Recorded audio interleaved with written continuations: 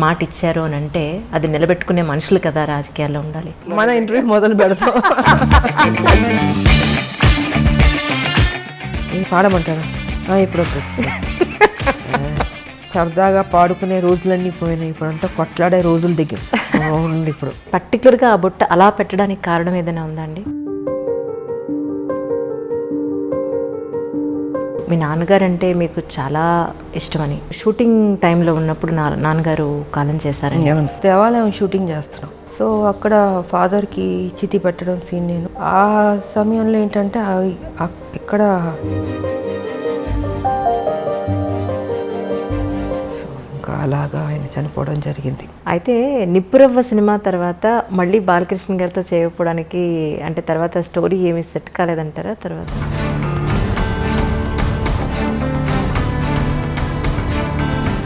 ఏం ఉండదు, ఉన్నంతసేపే నాది అది ఇది అనుకుంటాం. చనిపోయిన నెక్స్ట్ మూమెంట్ ఎప్పుడు బాడీ తీసేస్తారు అనుకుంటారు.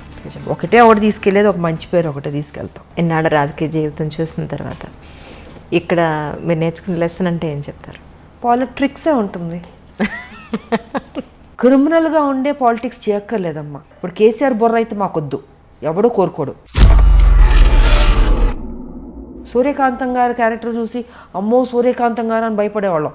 కానీ నిజంగా వాడు చాలా మంచివాడు తెలుసా మీకు? మీకు తెలుసుండి ఒక అమ్మాయికి ఎక్కడైనా అన్యాయం జరిగింది అని అంటే మాత్రం అది ఆ మధ్యన ఒక 3 months బేబీ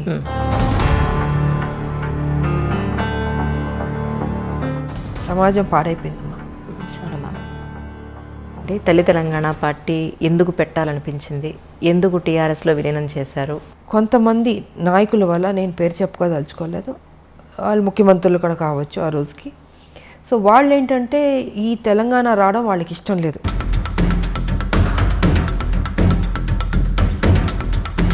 ఈయన చూస్తే ఈయన లేడు, అంటే ఆ ఘట్టంలో కూడా ఈయన లేడు.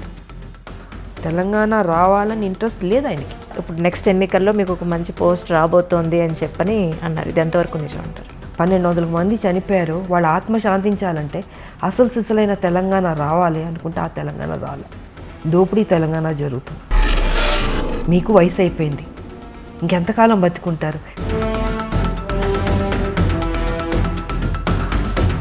ఇంత డబ్బు తిన్నారు కదా, ఏం చేసుకుంటాడు ఆయన చెప్పండి. మీ ఫ్యూచర్లో ఎలాంటి ప్రాజెక్ట్స్ అయితే మీరు ఒప్పుకునే అవకాశం ఉంటుంది? ఫ్యూచర్లో అంటారా, నాకు ఒకే ఒకటి ఉంది. ఏదో రొటీన్ సినిమాలు కాకుండా ఒక యాక్షన్ సినిమా చేద్దాం అని ఉంది నాకు.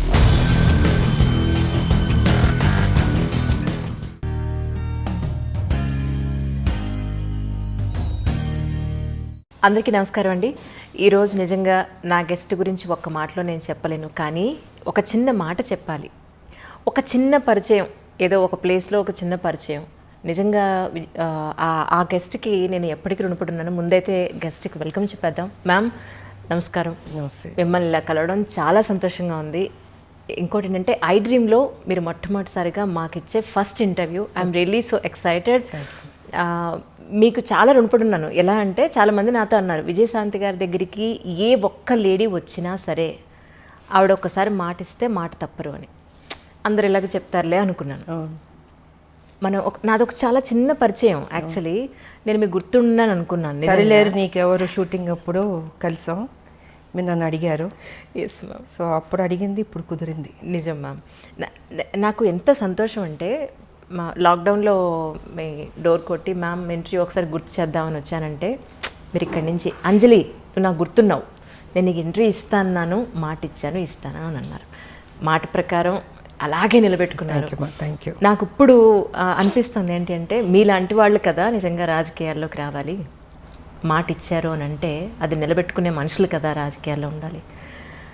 But really ma'am such a great meeting with you. Thank you. చాలా చాలా సంతోషంగా ఉంది. అది నేను నా సంతోషం చెప్పలేకపోతున్నా ఒక మాట. మన ఇంటర్వ్యూ మొదలు పెడతాం, ఇలా ఇంటర్వ్యూ మొత్తం పూర్తూనే ఉంటారు. Really ma'am, really ma'am. Ma'am actually మీ లైఫ్ని ఒక 3 partsగా తీసుకుంటే, ఒకటి మీ పర్సనల్ లైఫ్, 2 సినీ రంగ ప్రవేశం, 3 రాజకీయ జీవితం. ఈ మూడింటిని ఐ డ్రీమ్లో ఒక బయోగ్రఫీ లాగా కమింగ్ జనరేషన్స్ ఎప్పుడు ఆల్మోస్ట్ యూట్యూబ్లో 100 సంవత్సరాలు ఉంటుందట సో దీని ఒక బయోగ్రఫీ లాగా తీసుకుని మీ జీవితంలో ఈ 3 ఎలిమెంట్స్లో ఇంపార్టెంట్ ఎలిమెంట్స్ని అలా డీటెయిల్డ్గా తీసుకుందనే ఉద్దేశంతో వచ్చిన కారణం.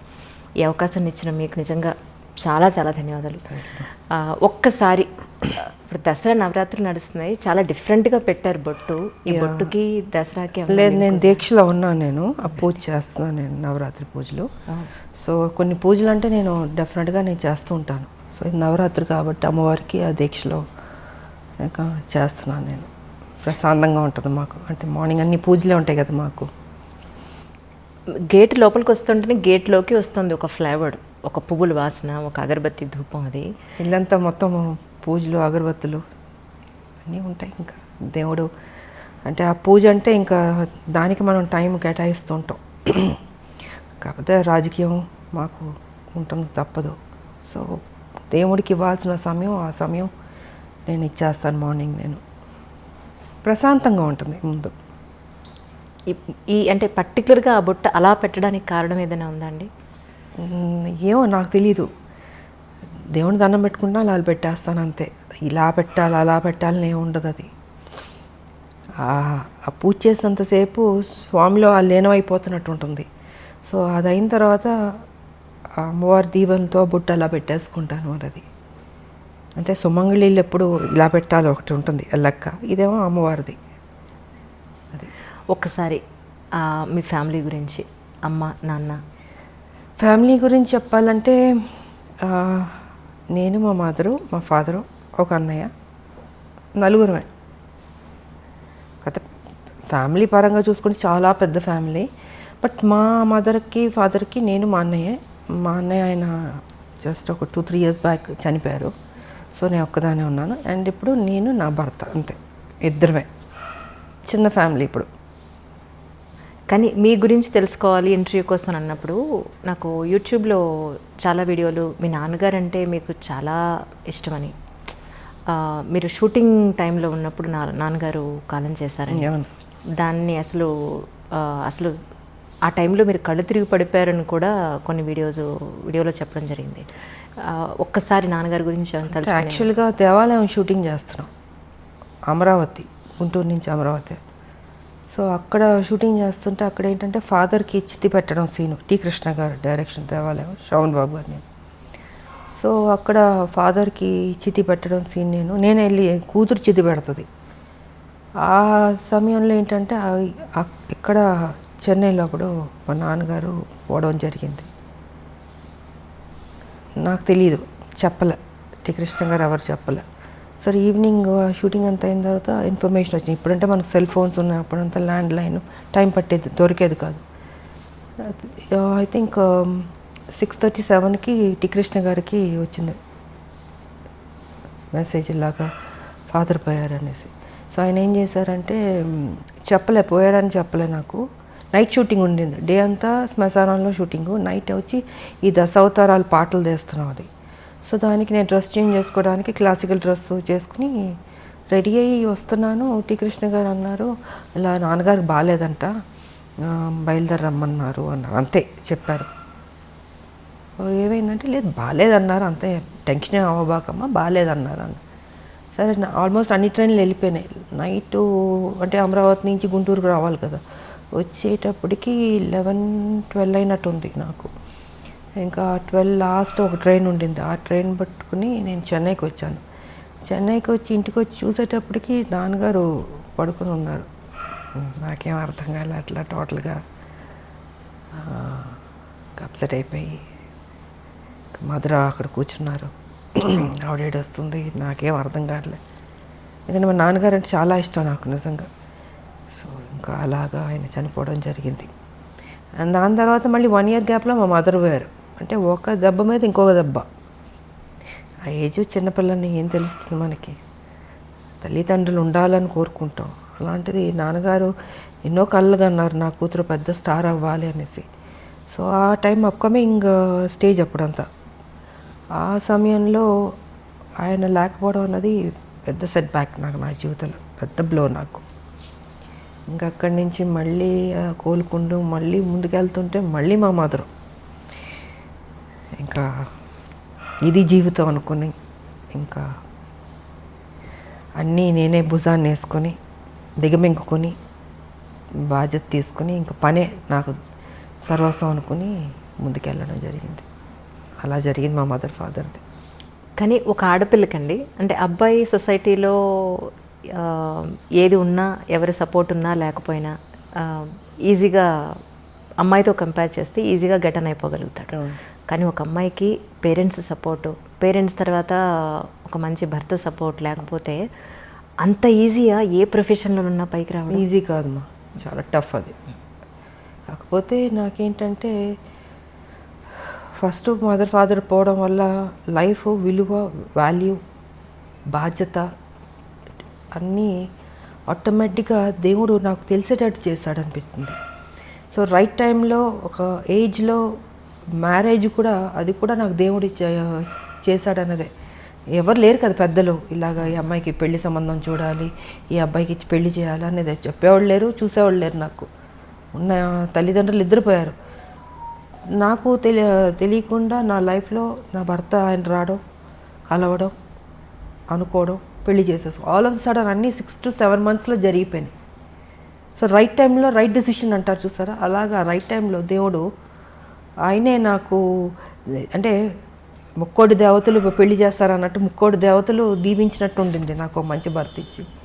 రైట్ టైంలో ఒక సపోర్ట్ ఉండాలి అన్నది జరిగింది.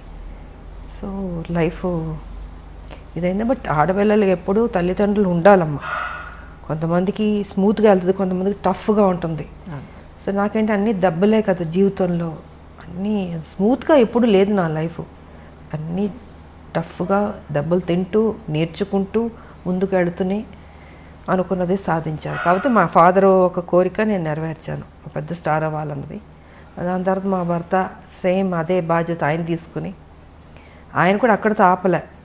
పెళ్ళైన తర్వాత ఏదో ఇంట్లో కూర్చోబెట్టడం లేదు, ఆయన కూడా ఆ బాధ్యత తీసుకుని, ఆ టాలెంట్ ఉన్నవాళ్ళు ఇంట్లో ఉండకూడదు అన్నది ఆయన ఆలోచన కూడా. సో ఆయన కూడా దాన్ని అలా కంటిన్యూ చేసి మీకు కర్తవ్యం అన్నది ఆయన ప్రొడ్యూస్ చేసి, సో ఒక హీరో ఇమేజ్ తీసుకొచ్చింది మా భర్త. అంటే తను ఓన్లీ ఒక హౌస్ వైఫ్లో లేకపోతే ఈ గ్లామరో ఇలా కాదు, ఇంకేదైనా కొత్తగా చేద్దామని పోలీస్ ఆఫీసర్ది కర్తవ్యం అన్నది ఆయన ప్రొడ్యూస్ చేశారు. ఇంకా దాని తర్వాత లేడీ అమితాబ్, ఇవన్నీ వచ్చినాయి. అండ్ ఓసే రామలం, అదే పెళ్లి చేసేసుకున్న తర్వాత ఇంట్లో కూర్చుని ఉంటే కర్తవ్యం ఉండేది కాదు, ఓసే రామలం ఉండేది కాదు, ఆ హీరో ఇమేజ్ వచ్చేది కాదు. సో క్రెడిట్ ఐ థింక్ మా హస్బెండ్కి ఇవ్వాలి నేను. జనరల్గా మనకు ఉంటుంది, చాలే పెళ్లి చేసుకున్నాం సెటిల్ అయిపోదాం అనుకుంటాం, కానీ అలా అనుకోలేదు. ఇంకా అది కూడా కాదు, దాని తర్వాత మళ్ళీ పాలిటిక్స్ కూడా నా మనసులో ఉంటుంది మనకి, కాకపోతే అవన్నీ జరుగుతాయా అని ఒక డౌట్ కూడా ఉంటుంది. కానీ వెనక నేను సపోర్ట్ చేసి ముందుకు నడిపిస్తూ, ఈ దారిలో వెళ్ళు, ఈ దారిలో నువ్వు చేయి, నీ డ్యూటీ నువ్వు కరెక్ట్గా చేయి, ఆటోమేటిక్గా అన్నీ సర్దుకుంటే మంచి జరుగుతాయి అన్నది ఆయన చెప్పింది. ఇంకా అలాగా. కానీ ఒక విమెన్ ఏ ఇండస్ట్రీలో ఉన్నా సరే ఒక ఇమేజ్ తెచ్చుకోవడం, వాళ్ళకంటూ ఒక గుర్తింపు తెచ్చుకోవడం అనేది చాలా కష్టం. అందులో గ్లామర్ ఫీల్డ్లో, ఫిల్మ్ ఇండస్ట్రీలో ఒక హీరో ఇమేజ్ అనండి, అది కమర్షియల్గా అయినా సరే లేదంటే ఒక వాల్యుబుల్ పాయింట్లో అయినా సరే, మీరు ఒక హీరో ఇమేజ్ని అప్పట్లోనే హీరోలతో సమానంగా మీరు రెమ్యునరేషన్ పాయింట్ ఆఫ్ వ్యూలో కానీ మీ ఒక మాటకు విలువ కానీ అప్పుడు మీరు అంతా సంపాదించుకోవడం అనేది మామూలు విషయం కాదు యాజ్ ఎ విమెన్. సో అదంతా ఈజీ అండి. ఒక అమ్మాయికి ఒక హీరో ఇమేజ్ని తీసుకొచ్చి, ఫస్ట్ థింగ్ ఏంటంటే మనం మెంటల్గా ప్రిపేర్ అవ్వాలి. హీరోలు ఫైట్ చేసేది మనం చూస్తున్నప్పుడు, మేము హీరోలు పక్కన చేసేటప్పుడు కొన్ని సీన్స్లో వచ్చి హీరో ఫైట్ చేస్తుంటాడు, మనం రియాక్షన్ ఇవ్వాలి. అప్పుడు అనిపించేది, అయ్యో పాప ఇంత కష్టపడుతున్నారు, ఇంత ఎగురుతున్నారు, కొడుతున్నారు, దెబ్బలు తగులుతుంటాయి వాళ్ళు కూడా. అలాంటిది నాకు వచ్చేటప్పటికి నేను అసలు ఫస్ట్ నాకు కొంచెం టైం పట్టింది నేను అడ్జస్ట్ అవ్వడానికి. అంటే ఆ ప్యాటర్న్లోకి తీసుకురావడం, నా ఫిజిక్ కావచ్చు, నా ఆ స్టైల్ కావచ్చు, ఒక మహిళలా చేసినట్టు ఉండకూడదు. అంటే ఒక హీరో ఒక రఫ్ అండ్ టఫ్ ఆ బాడీ లాంగ్వేజ్ తెచ్చుకోవాలి, దాంట్లో ఇమిడిపోవాలి.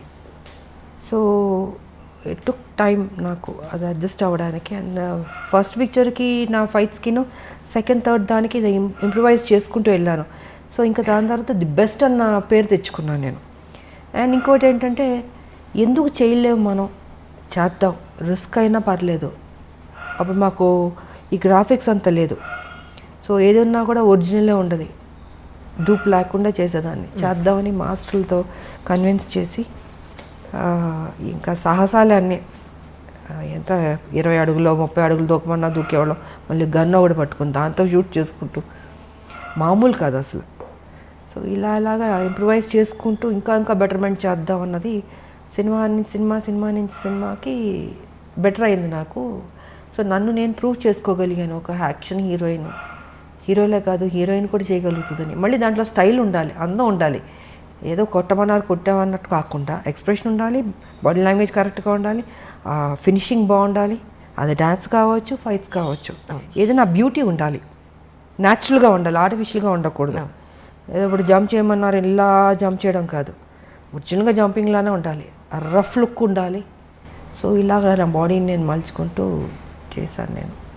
కానీ ఫిల్మ్ ఇండస్ట్రీలో ఒక అమ్మాయికి గ్లామర్ పాత్రలు జనరల్గా అందరికీ వస్తుంటాయి, కానీ ఆర్టిస్ట్ వాళ్ళలో ఉన్న నటనని బయటికి తీసుకురాగలిగే డైరెక్టర్లు కానీ, అలాంటి సినిమాలు కానీ, అలాంటి కథలు కానీ, you are really so blessed. ఒక స్వయం కృషి తీసుకున్న, వందే మాతరం తీసుకున్న, తీసుకోవాలంటే టి కృష్ణ గారు అండి. అవునండి. ఆయనకి నేను రుణపడి ఉన్నాను, థ్యాంక్స్ చెప్పుకోవాలి. ఎందుకంటే ఆయన ఎక్కడున్నా ఆయన బ్లెస్సింగ్స్ ఉన్నాయి. తనలో ఒక నటన ఉందన్నది నేటి భారతంలో తీసుకొచ్చాడు బయటికి. తీసుకొచ్చి నాకు రావాల్సిన పేరు అద్భుతంగా వచ్చింది. ఓ విజయశాంతి ఓన్లీ గ్లామర్ కాదు, తను నటించగలుగుతుందని ఆ క్రెడిట్ కృష్ణ గారికి వెళ్తుంది. ఆయన ఏం చేశారు, అక్కడితో కాకుండా ఆయన అన్ని సినిమాల్లో విజయశాంతినే ఉంచాలి అంటే ఆయన మైండ్ సెట్లో ఏముంది, ఓ రెవల్యూషనరీ ఫిల్మ్స్ అంటే అది తను సూట్ అవుతుంది, ఆయన రాసుకున్న కథకి ఆ పాత్రకి తను న్యాయం చేయగలుగుతుంది, తన ఎక్స్ప్రెషన్స్ బాగా రాబట్టగలుగుతుంది, సో బాగుంది అన్నది ఆయన మైండ్లో పెట్టుకుని ప్రతి సినిమాకి ఇంక తనే ఉండాలి, శాంతమ్మే ఉండాలి, అంతే ఆప్యాదిగా పిలిచాడు శాంతమ్మ అని. సో ఆయన ప్రతి సినిమాలకు పెట్టేవారు. నేను ఒక స్టేజ్లో అన్న అని పిలిచేదా, అన్న మీకు బోరు కొట్టదా, అన్ని సినిమాల్లో నేనే పడతాను, ఇంకొక హీరోయిన్ పెట్టండి అన్న. లేదు శాంతమ్మ నువ్వే చేయాలి, నువ్వే బాగా చేస్తున్నావు అనేసి. ఒక స్టేజ్లో అయితే ప్రతిఘటన అయితే నేను అన్నాను, కథ విన్నాను బాగుంది, బట్ నాకు డేట్లు కుదరలేదు, టోటల్గా బిజీగా ఉన్నాను. అప్పుడు అన్నాను, అన్న కుదరట్లేదు అంటే నువ్వు చేయాలి, ఇది నువ్వు చేయకపోతే నేను చెయ్యను, భీష్మించి కూర్చున్నాడు ఆయన. ఇంకా ఏంటంటే ఆఖరికి అందరు ప్రొడ్యూసర్ని రిక్వెస్ట్ చేసి ఒక నెల నాకు ఇవ్వండి అని 1 month నాకు వెళ్ళాను, వైజాగ్ వెళ్ళి కంప్లీట్ చేసుకుని వచ్చేసాను. సో అంటే నేను చేయలేను అనుకున్నది దేవుడు కూడా అక్కడ కూడా నువ్వే చేయాలన్నట్టు చేయించాడు. అదొక మలుపు. మళ్ళీ సూపర్ స్టార్ అన్నది ప్రతిఘటనతో స్టార్ట్ అయింది నాకు ఆ టైటిల్. కానీ అప్పట్లో ప్రతిఘటన అంటే ఒక రెవల్యూషన్ తీసుకొచ్చి, అసలు యాక్చువల్గా చాలా చిన్నమ్మాయి నేను. ఎగ్జాక్ట్లీ అందరూ ఏమన్నారంటే అదేంటి కృష్ణ మరీ చిన్నపిల్లతో యాక్ట్ చేపిస్తున్నావు, ఒక లెక్చర్ క్యారెక్టర్ అంటే ఒక 30 ఏళ్ళు 40 ఏళ్ళు ఊహించుకుంటారు, బట్ ఆల్మోస్ట్ చాలా యంగ్ నేను అంటే అందరూ క్రిటిసైజ్ చేశారు. అదేంటది ఆవిడ మరీ చిన్నపిల్ల ఉంది, చేయగలుగుతుందా, చేయలేదు, తప్పు చేస్తున్నావు, డెసిషన్ రాంగ్ అవుతుంది అని కృష్ణ గారితో అంటే నాకు తెలుసు ఏం చేయించాలని కొంచెం గెటప్ అంతా వేసి 3 వేసి కొంచెం పెద్ద అమ్మాయిలా కనపడేటట్టు చేసి నేను కూడా ఛాలెంజ్గా తీసుకున్నాను. ఎప్పుడైతే క్రిటిసైజ్ చేశారో నువ్వు చేయలేవేమో అని, ఎందుకు చేయలేను, నన్ను ఎప్పుడు అలా అంటే నాకు నేను ఊరుకోలేను, ఇంక దాన్ని ఛాలెంజ్గా తీసుకుంటాను. ఇంక తీసుకుని సో కృష్ణ గారు పట్టుబట్టడం, నేను ఆ ఛాలెంజ్గా తీసుకోవడం, అది అద్భుతంగా సక్సెస్ అయింది. అది మలుపు తిరిగింది నా లైఫ్. దాంతో మీలో నటనని బయటికి తీసుకొచ్చింది ఒక మాస్. అందరూ గ్లామర్ని చూస్తే ఆయన మాత్రం మీలో ఉన్న అంతే. ఫస్ట్ కృష్ణ గారికి క్రెడిట్ వెళ్తుంది, దాని తర్వాత మిగతా వాళ్ళందరూ మంచి డైరెక్టర్లు, గొప్ప డైరెక్టర్లు పనిచేస్తారు, డిఫరెంట్ క్యారెక్టర్స్. బట్ ఆ అమ్మాయిలో ఆ టాలెంట్ ఉన్నదని తీయాలి కదా ఎవరో ఒకళ్ళు, అది టి కృష్ణ గారు. అవును. కానీ ఒక ఆర్టిస్ట్కి తన జీవితం మొత్తం మీద చూసుకుంటే మహా అయితే ఒక 2, 3 దొరుకుతాయేమో అలాంటి రేర్ కదా. కానీ మీ విషయంలో ఒక పెద్ద లిస్టే ఉందండి. నిజంగా నేను ప్రిపేర్ చేసుకున్నాను, చదవండి లిస్ట్. అసలు మామూలు కాదు. మీరు టి కృష్ణ గారితో చేసిన సినిమాల దగ్గర నుంచి టి కృష్ణ గారితో దగ్గర మీరు 6 సినిమాలు కంటిన్యూస్గా చేశారు. అన్నింటికన్నా మించి అసలు మీరు చేసిన సినిమాలన్నింటిలో అద్భుతమైన ఆర్టిస్ట్ని బయట తీసుకొచ్చిన సినిమాలంటే 10ల సంఖ్యలో ఉన్నాయి, ఎవరికన్నా 3, 4 చెప్పుకోవడానికి ఉంటాయి అసలు. అలాంటిది యూఆర్ రియల్లీ బ్లెస్డ్ అండి నిజంగా అది మా అందరూ దేవుడు ఎందుకో నా మీద కొంచెం ప్రేమ ఎక్కువైనట్టుంది, అందుకే అంత మంచి చేశాడు నాకు. మనసు మంచిది కాబట్టి మంచిగా జరుగుతుంది. నిజంగా నేను ఎప్పుడు ఎవరి గురించి చెడుగానో నాకు అనవసరం. నా పని, నా డ్యూటీ, నా ఇల్లు, అంతే.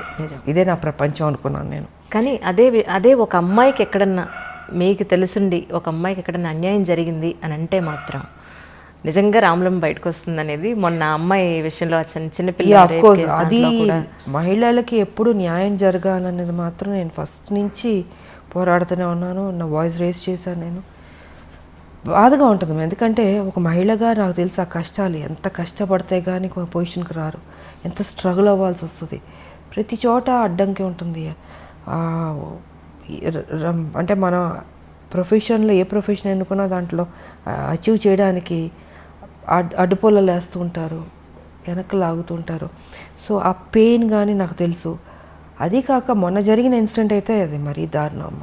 నాకు నిజంగా అది ఆ మధ్యన ఒక 3 months బేబీ, మళ్ళీ అది రిపీట్ చేయాలంటే మళ్ళీ నా మూడు పాడైపోద్ది. అది అంటే ఎలాంటి ప్రపంచం ఎలాగైపోతుంది, బాగుపడద్దు అనుకుంటే ఇంకా ఇంకా వర్స్ట్ అవుతుంది ఏంటి అన్నది నిజంగా బాధగా ఉంది.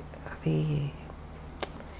తెలియదు మరి మారాలమ్మా. అదే మొన్న చాలా రోజుల తర్వాత మీరు ఆ ఇష్యూ గురించి ఆ శవం అతనిది కాదు, మీరు అసలు ఏం చేశారో చెప్పండి అని డిపార్ట్మెంట్ వాళ్ళు, బికాస్ ఫస్ట్ లేదంటారు కాస్త ఉందంటారు. అంటే ఒక వ్యక్తిని పట్టుకోవడానికి ఎందుకు ఇంత గేమ్ అనేది నేను చెప్పదలుచుకుంది ఆ రోజు. అని నిజంగా నడి రోడ్డు మీద చంపాలి వాడిని, అంత కోపం వచ్చింది నాకు. సరే ఇంకా వీళ్ళు చేసే పోలీసులు చేసే గేమ్ అన్నీ చేస్తుంటారు, ఎన్కౌంటర్లు చేస్తారు, ఇవన్నీ చేస్తారు. బట్ ఏదైనా అది కరెక్ట్ కాదమ్మా. అది వాళ్ళకి ఎలా వస్తుంది ఈ ఆలోచన తెలియట్లేదు నాకు. పాప ఆ తల్లిదండ్రుల్లో నిజంగా ఆ తల్లి నేను ఓదార్చలేకపోయినా, ఆవిడ కంటిన్యూస్ ఏడుస్తూనే ఉంది.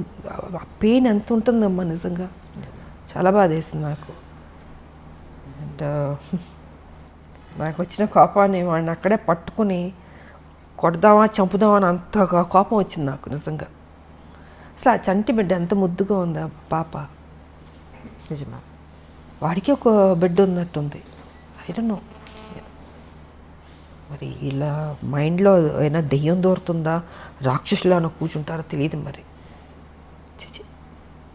సమాజం పాడైపోయిందమ్మా చాలా మ్యామ్. నిజం.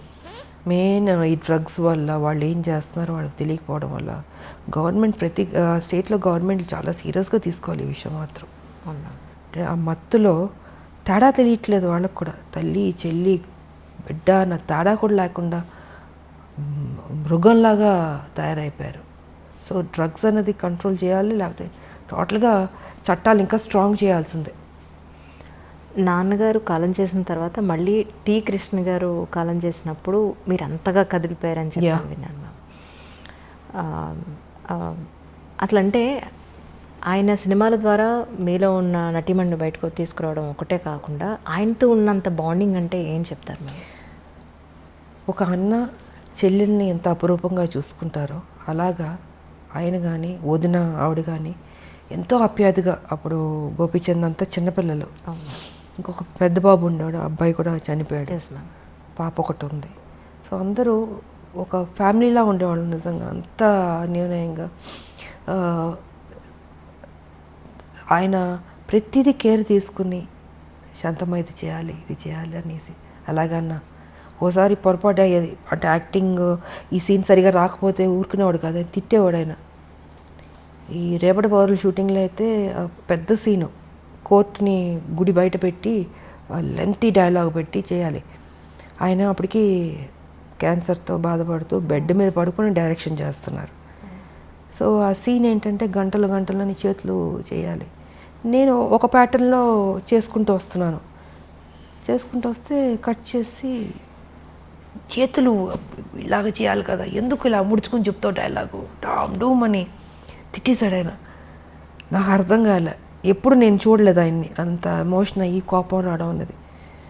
ఒక నిమిషం కూర్చుని పోయాను, నేను ఎక్కడ పొరపాటు చేస్తున్నాను అనుకుని చూసుకుని నాకు కొంచెం టైం అన్నాను. వెళ్ళి 5 minutes కూర్చుని ప్రిపేర్ అయ్యాను, వచ్చాను, సింగిల్ టేక్లో ఓకే చేస్తాను. అంటే ఎక్కడో పొరపాటు జరగచ్చు, అంటే ఆయన మైండ్లో ఇలాగ ఈ క్యారెక్టర్ ఇలా చేయాలి, వైల్డ్గా చేతులని చూపించి అది ఇది ఇలా చేయాలని అని ఉంది. నేను ఒక ప్యాటర్న్లో డైలాగ్ చెప్పుకుంటూ మామూలుగా చేసుకుంటూ వెళ్ళినా. అది కాదు, నాకు అది కావాలి. సీరియస్గా అరిచేసాడు మొత్తం క్రౌడ్, అందరూ జనాలు ఏనాలు. నాకు కొంచెం అప్సెట్ అయ్యాను నేను, ఇదేంట్రా ఇది ఫస్ట్ టైం. బట్ తెలుసు ఆయన హెల్త్ బాగాలేదని తెలుసు. సరే నాకు 5 minutes అని వెళ్ళి కూర్చుని మళ్ళీ నేను ఏ రకంగా చేస్తే బెటర్ అని రివైజ్ చేసుకుని వెళ్ళి చేశాను. I was happy. సో ఇలా ఉండేదమ్మా ఆయనది. అండ్ ఇంకోటి ఏంటంటే ఆయన చనిపోయినప్పుడు నేను ఊటీలో ఉన్నాను. సో ఊటీలో నాకు తెలిసింది వై హరికృష్ణ గారు ఉన్నారు. అప్పుడు కళ్యాణ తాంబూలం షూటింగ్ శోభన్ బాబు గారు నాది జరుగుతుంది. అంటే అప్పుడు తెలిసేటప్పటికి డెఫినెట్గా ఆయన నాకు ఒక గురువు, నాకు ఒక అన్న, అంత కేర్ తీసుకున్న లైఫ్ ఇచ్చిన ఒక గొప్ప వ్యక్తి. ఆయన చనిపోతే మనం ఎలా వదిలేస్తామని అక్కడి నుంచి ఊటీ నుంచి ట్రైన్ పట్టుకుని మొత్తం 2 ట్రైన్లు మారి వెళ్ళాను నేను. వెళ్ళి శ్మశానానికి వెళ్ళేటప్పటికి ఆల్మోస్ట్ అన్నీ అయిపోయినాయి. నేను రీచ్ అయ్యేటప్పటికి వదునున్నారు ఆవిడ అక్కడ. ఇంకా అప్సెట్ అయిపోయాను నేను. అంత గౌరవం నాకు ఆయన అంటే. సో అలా జరిగింది టి కృష్ణ గారు. కానీ టి కృష్ణ గారు కాలం చేసిన తర్వాత వాళ్ళ పిల్లలని చాలా దగ్గరుండి మీరు చూసుకుని వాళ్ళ చదువులతో సహా మీరు పట్టించుకున్నారని అన్నారు. అది ఎంతవరకు నిజం? అలాగని కాదు, వాళ్ళది ఏంటంటే వాళ్ళు ఎవరి దగ్గర ఏమి తీసుకోరు. వదిన ఆవిడ క్యారెక్టర్ ఏంటంటే ఒకళ్ళ సాయం తీసుకోదు ఆవిడ ఫస్ట్ నుంచి. ఆవిడ ఒక డిఫరెంట్గా, సో వాళ్ళ ఒక మెథడ్లో వాళ్ళ ఒక పద్ధతిలో వాళ్ళ లైఫ్ అలా ఉండేది. వీళ్ళు నాకు ఇది హెల్ప్ చేయాలి, ఈ హెల్ప్ తీసుకుంటాం అంటే తీసుకోరు వాళ్ళు. కొన్ని సందర్భాల్లో అడిగాము, బట్ లేదు. సరే అనేసి ఇంకా పిల్లలు ఇంకా ఫారెన్ వెళ్ళి చదువుకుని, ఇంకొక అబ్బాయి ఏమో ఇంకా నేను నా ప్రొఫెషన్లో నేను తిరుగుతూ ఇలా ఉండేది. మధ్యలో బాబురావు ఆయన ఉండేవారు ప్రొడ్యూసరు. సో వారితో సినిమా మిగతాది భారతనారి ఇవన్నీ చేసి ఇలా ఉండేది. అప్పుడప్పుడు మాట్లాడేవాళ్ళు. సో నేను ఇంకొకళ్ళని డిస్టర్బ్ చేయలేను కదా, వాళ్ళకి కొన్ని నచ్చినప్పుడు. అది కరెక్ట్ కూడా కాదు అది అన్నది వాళ్ళ ఆలోచన. సో ఆ గౌరవం మాత్రం నాకు ఇప్పటికీ ఉంది. కానీ రాజకీయాల్లోకి రావాలి అనేది మీ సొంత నిర్ణయమేనండి? రాజకీయాల్లో రావాలన్నది అయితే తెలంగాణ ఇష్యూ అన్నది మైండ్లో ఉంది. బికాజ్ ఈ రజాకార్లు, నిజాం పరిపాలన, మా తాతగారి ఫ్యామిలీ, మా పెద్ద ఫ్యామిలీ ఎలా డిస్టర్బ్ అయింది, ఎలాగా అంటే ఒక చంపడానికి వస్తున్న వాళ్ళు అరిచేతిలో పట్టుకుని చిన్నపిల్లలు. మా మదర్ ఇంకా నేను ఇప్పుడు లేదు, విజయశాంత మనిషే లేదు ఇప్పుడు. ఇంకా మా మదర్కి మ్యారేజ్ అవ్వలే, ఆవిడ యంగ్, ఆవిడ పెద్ద ఫ్యామిలీ. సో అక్కడి నుంచి చంపడానికి వస్తున్నారని మా తాత ఏం చేశారు, ఆస్తి మొత్తం ఏటూరు నగరం మొత్తం వదిలి చెన్నైకి వెళ్ళిపోయారు. ఏం చేస్తారు ఇంకా, నా కుటుంబాన్ని బతికించుకోవాలని దీంతో అందరిని తీసుకుని చెన్నైకి వెళ్ళిపోయి ఇంకా అక్కడ ఉండి, దాని తర్వాత అందరు పెద్దోళ్ళు అయ్యి ఒక కథ. ఇంకా మా పిన్ని ఆవిడ ఈ సినిమాలు, దాని తర్వాత మా మ్యారేజ్, మా మదర్కి మ్యారేజ్ అవ్వడం. ఆ తర్వాత విజయశాంతి పాత్ర ఎప్పుడో వచ్చింది, ఒక అమ్మాయి పుట్టి. అప్పుడు హైదరాబాద్లో ఉండేవారు మా మదర్ ఫాదరు, డాడీ ఇక్కడ జాబ్ చేస్తూ ఉండేవారు. సో మా మదర్ ఇక్కడ కన్సీవ్ అయింది ఆవిడ, అండ్ డెలివరీకి చెన్నైకి వెళ్ళింది అప్పుడు. సో ఇలాగా విజయశాంతి అప్పుడు బయట ప్రపంచానికి వచ్చింది. కానీ సపరేట్ తెలంగాణ అప్పుడు సో అలాగా దీంతో నాకు మా మదరు ఒక సర్టన్ టైంలో ఇలా అలా చెప్పే మామూలు కూర్చుంటాం మదర్ నేను కూర్చుని మాట్లాడుకున్నప్పుడు ఏంటంటే ఆవిడ చిన్నప్పుడు ఏం జరిగింది, రజాకార్లు, నిజాం పరిపాలన, ఇవన్నీ చెప్తూ ఎక్కడో తెలియని ఒక విత్తనం పడింది బుర్రలో. సరే ఆ సాఫ్ట్ కార్నర్ అలా వచ్చి ఒక స్టేజ్లో తెలంగాణ అన్న దీని మీద ఒక టాపిక్ వచ్చినప్పుడు ఇంకా మా హస్బెండ్ కూడా yes you have to do అన్నది. ఇంకా ఆయన నన్ను టైం వచ్చింది, ఎంటర్ ది డ్రాగన్ లాగా వార్ ఫీల్డ్లోకి దిగు అన్నది ఇంకా ఆయన చెప్పడం, మనం దిగడం మొదలుపెట్టాం. 1998 జనవరి 26 బీజేపీలో చేరడం జరిగింది. కానీ బాలకృష్ణ గారితో, చిరంజీవి గారితో ఎక్కువ సినిమాలు చేశారు. ఆల్మోస్ట్ 17-18 సినిమాలు దగ్గర. ఒక సినిమా అటు ఇటులో చిరంజీవి గారితో ఎక్కువ బాలయ్యతో ఇద్దరు ఎక్కువ. జస్ట్ 1 or 2 మూవీస్, పెద్దగా డిఫరెన్స్ కూడా ఏం లేదు. అయితే నిప్పురవ్వ సినిమా తర్వాత మళ్ళీ బాలకృష్ణ గారితో చేయకపోవడానికి అంటే తర్వాత స్టోరీ ఏమీ సెట్ కాలేదంటారా? తర్వాత చేయకపోవడానికి కానీ ఎవరితో చేయకపోవడానికి కాదమ్మా, పరిస్థితులను బట్టి ఆ రోజుకి వేరే సినిమాల కమిట్మెంట్లను బట్టి. ఇప్పుడు ఒక సినిమా వచ్చినప్పుడు మనం చేయగలుగుతాం, బాగుంటే చేస్తాం. అలాగా ఆ తర్వాత మళ్ళీ నాకు నా ఇమేజ్ డిఫరెంట్గా వెళ్ళి కొంచెం ఆ హీరో ఇమేజ్ వచ్చేటప్పటికి నేను ఇంకూ హీరోయిన్ సబ్జెక్ట్స్ మీద ఆ హీరో ఫిల్మ్స్ లాగా ఎక్కువ చేయాల్సి వచ్చింది. సో కుదరలేదు నాకు, ఇంకా రెమ్యునరేషన్లు పెరిగిపోయినాయి. ఎగ్జాక్ట్లీ హైయెస్ట్ రెమ్యునరేషన్ తీసేసుకున్నాను. సో న్యాచురల్గా నేను ఒక హీరో అయిపోయాను కాబట్టి ఇంకా నా సినిమాలు నేను చేసుకుంటూ ముందుకు వెళ్ళాల్సి వచ్చింది. అలాగా గ్యాప్ వచ్చింది, అంతేగాని ఇంకేంటి. ఒక హీరోయిన్గా అప్పటి వరకు హీరో పక్కన హీరోయిన్గా యాక్ట్ చేసిన ఒక హీరోయిన్, టాప్ మోస్ట్ హీరోయిన్. మీరు ఆల్మోస్ట్ టాప్ మోస్ట్ హీరోలు అందరితో కలిసి మీరు వర్క్ చేశారు. 60 మంది ఉంటారు అనుకుంటా, బహుశా 60 మంది హీరోలతో అనుకుంటారు. ఎగ్జాక్ట్లీ అంటే కొత్త వాళ్ళు, చిన్నవాళ్ళు, మా అందరూ ఆల్ అండ్ ఆల్. సో అలాంటి ఒక హీరోయిన్ తర్వాత మిమ్మల్ని బేస్ చేసుకుని స్టోరీస్ రావడం అనేది మొదలయ్యేది. దాని తర్వాత అలాంటి హీరోయిన్ని మళ్ళీ ఒక హీరో పక్కన పెట్టడం అని అంటే అది ఆల్మోస్ట్ ఇద్దరు హీరోల బరువు, ఒక మాట చెప్పాలంటే. అది కథాపరంగా కానీ ఆర్థికంగా అంటే హీరో ఇమేజ్ వచ్చిన తర్వాత కూడా గ్యాంగ్ లీడర్ చేశాను కదా. ఎస్ మ్యామ్, గ్యాంగ్ లీడర్ చేశాను, మెకానికల్ చేశాను. సో చేశాను నేను, బట్ ఎక్కువ దాని మీద నేను ఫోకస్ పెట్టాను. ఇంకా హీరో ఇమేజ్ ఒకటో రెండో తప్ప, ఇంకా దాని తర్వాత కుదరలే. ఒక హీరోయిన్కి హీరోయిన్ సెంట్రిక్ మూవీస్ రావడం అనేది ఇక అది పీక్ పరాకాష్ట అంటారా మీ ఉద్దేశ ప్రకారం? అంతే కదా, నేనే ఊహించుకోలేదు అసలు నా లైఫ్లో ఇలాగ ఒక హీరో ఇమేజ్ వస్తుంది, నేను యాక్షన్ సినిమాలు చేస్తాను, ఎంత రిస్క్ తీసుకుంటాను, ఎంత హైయెస్ట్ పేడ్ హీరోయిన్ అవుతాను, నేను నా లైఫ్లో నేను ఊహించలేదు. నిజంగా అది గాడ్ గిఫ్ట్ అనే చెప్పాలి. ఇప్పటికి ఇది ఎలా జరిగిందో నేను అనుకుంటాను అప్పుడప్పుడు కూర్చున్నప్పుడు, ఇది నిజమేనా, ఇదంతా మాయా? ఒక్కోసారి బట్ అది మాయే, లైఫ్ అంటే మాయే, ఏం ఉండదు. ఉన్నంతసేపే నాది అది ఇది అనుకుంటాం, చనిపోయిన నెక్స్ట్ మూమెంట్ ఎప్పుడు బాడీ తీసేస్తారు అనుకుంటారు. సో ఏది తీసుకెళ్ళాం మనం, ఒకటే తీసుకెళ్ళేది ఒక మంచి పేరు ఒకటే తీసుకెళ్తాం. ఉన్నంత వరకు మంచి చేసామా, ఎగ్జిట్ అయ్యామా, అదే చూసుకోవాలి. 10 మందికి ఉపయోగపడాలి, ఆ హెల్పింగ్ నేచర్ ఉండాలి. ఏది తీసుకెళ్ళినప్పుడు ఎందుకు స్వార్థం ఎందుకు ఉండాలి, ఎందుకు పిసినారులా ఉండాలి? 10 మందికి అన్నం పెట్టండి, కష్టం ఉన్న వాళ్ళని ఆదుకోండి. మీరు చనిపోయేటప్పుడు ఏమో తీసుకెళ్ళరు కదా, మరి ఎందుకు ఆ మెంటాలిటీ ఎందుకు అలా ఉంటుంది మీకు? అది కరెక్ట్ కాదనేది నేను చెప్పదలుచుకుంది. 10 మందికి ఉపయోగపడి 10 మందికి కష్టంలో ఆదుకున్నా అనుకో, మనం చనిపోయిన తర్వాత అయ్యో మంచోళ్ళ ఆవిడ మంచిది, మంచి చేసింది, అదొక్కటే తీసుకెళ్తాం. నిజం, మనకు కూడా తృప్తి ఉంటుంది జీవితంలో. బతికున్నంత వరకు మంచి చేసాము, దేవుడా నాకింత చేస్తావు, నేనేం చేశాను, సమాజానికి ఏం చేశాను అన్నది ఉంటుంది కదండి.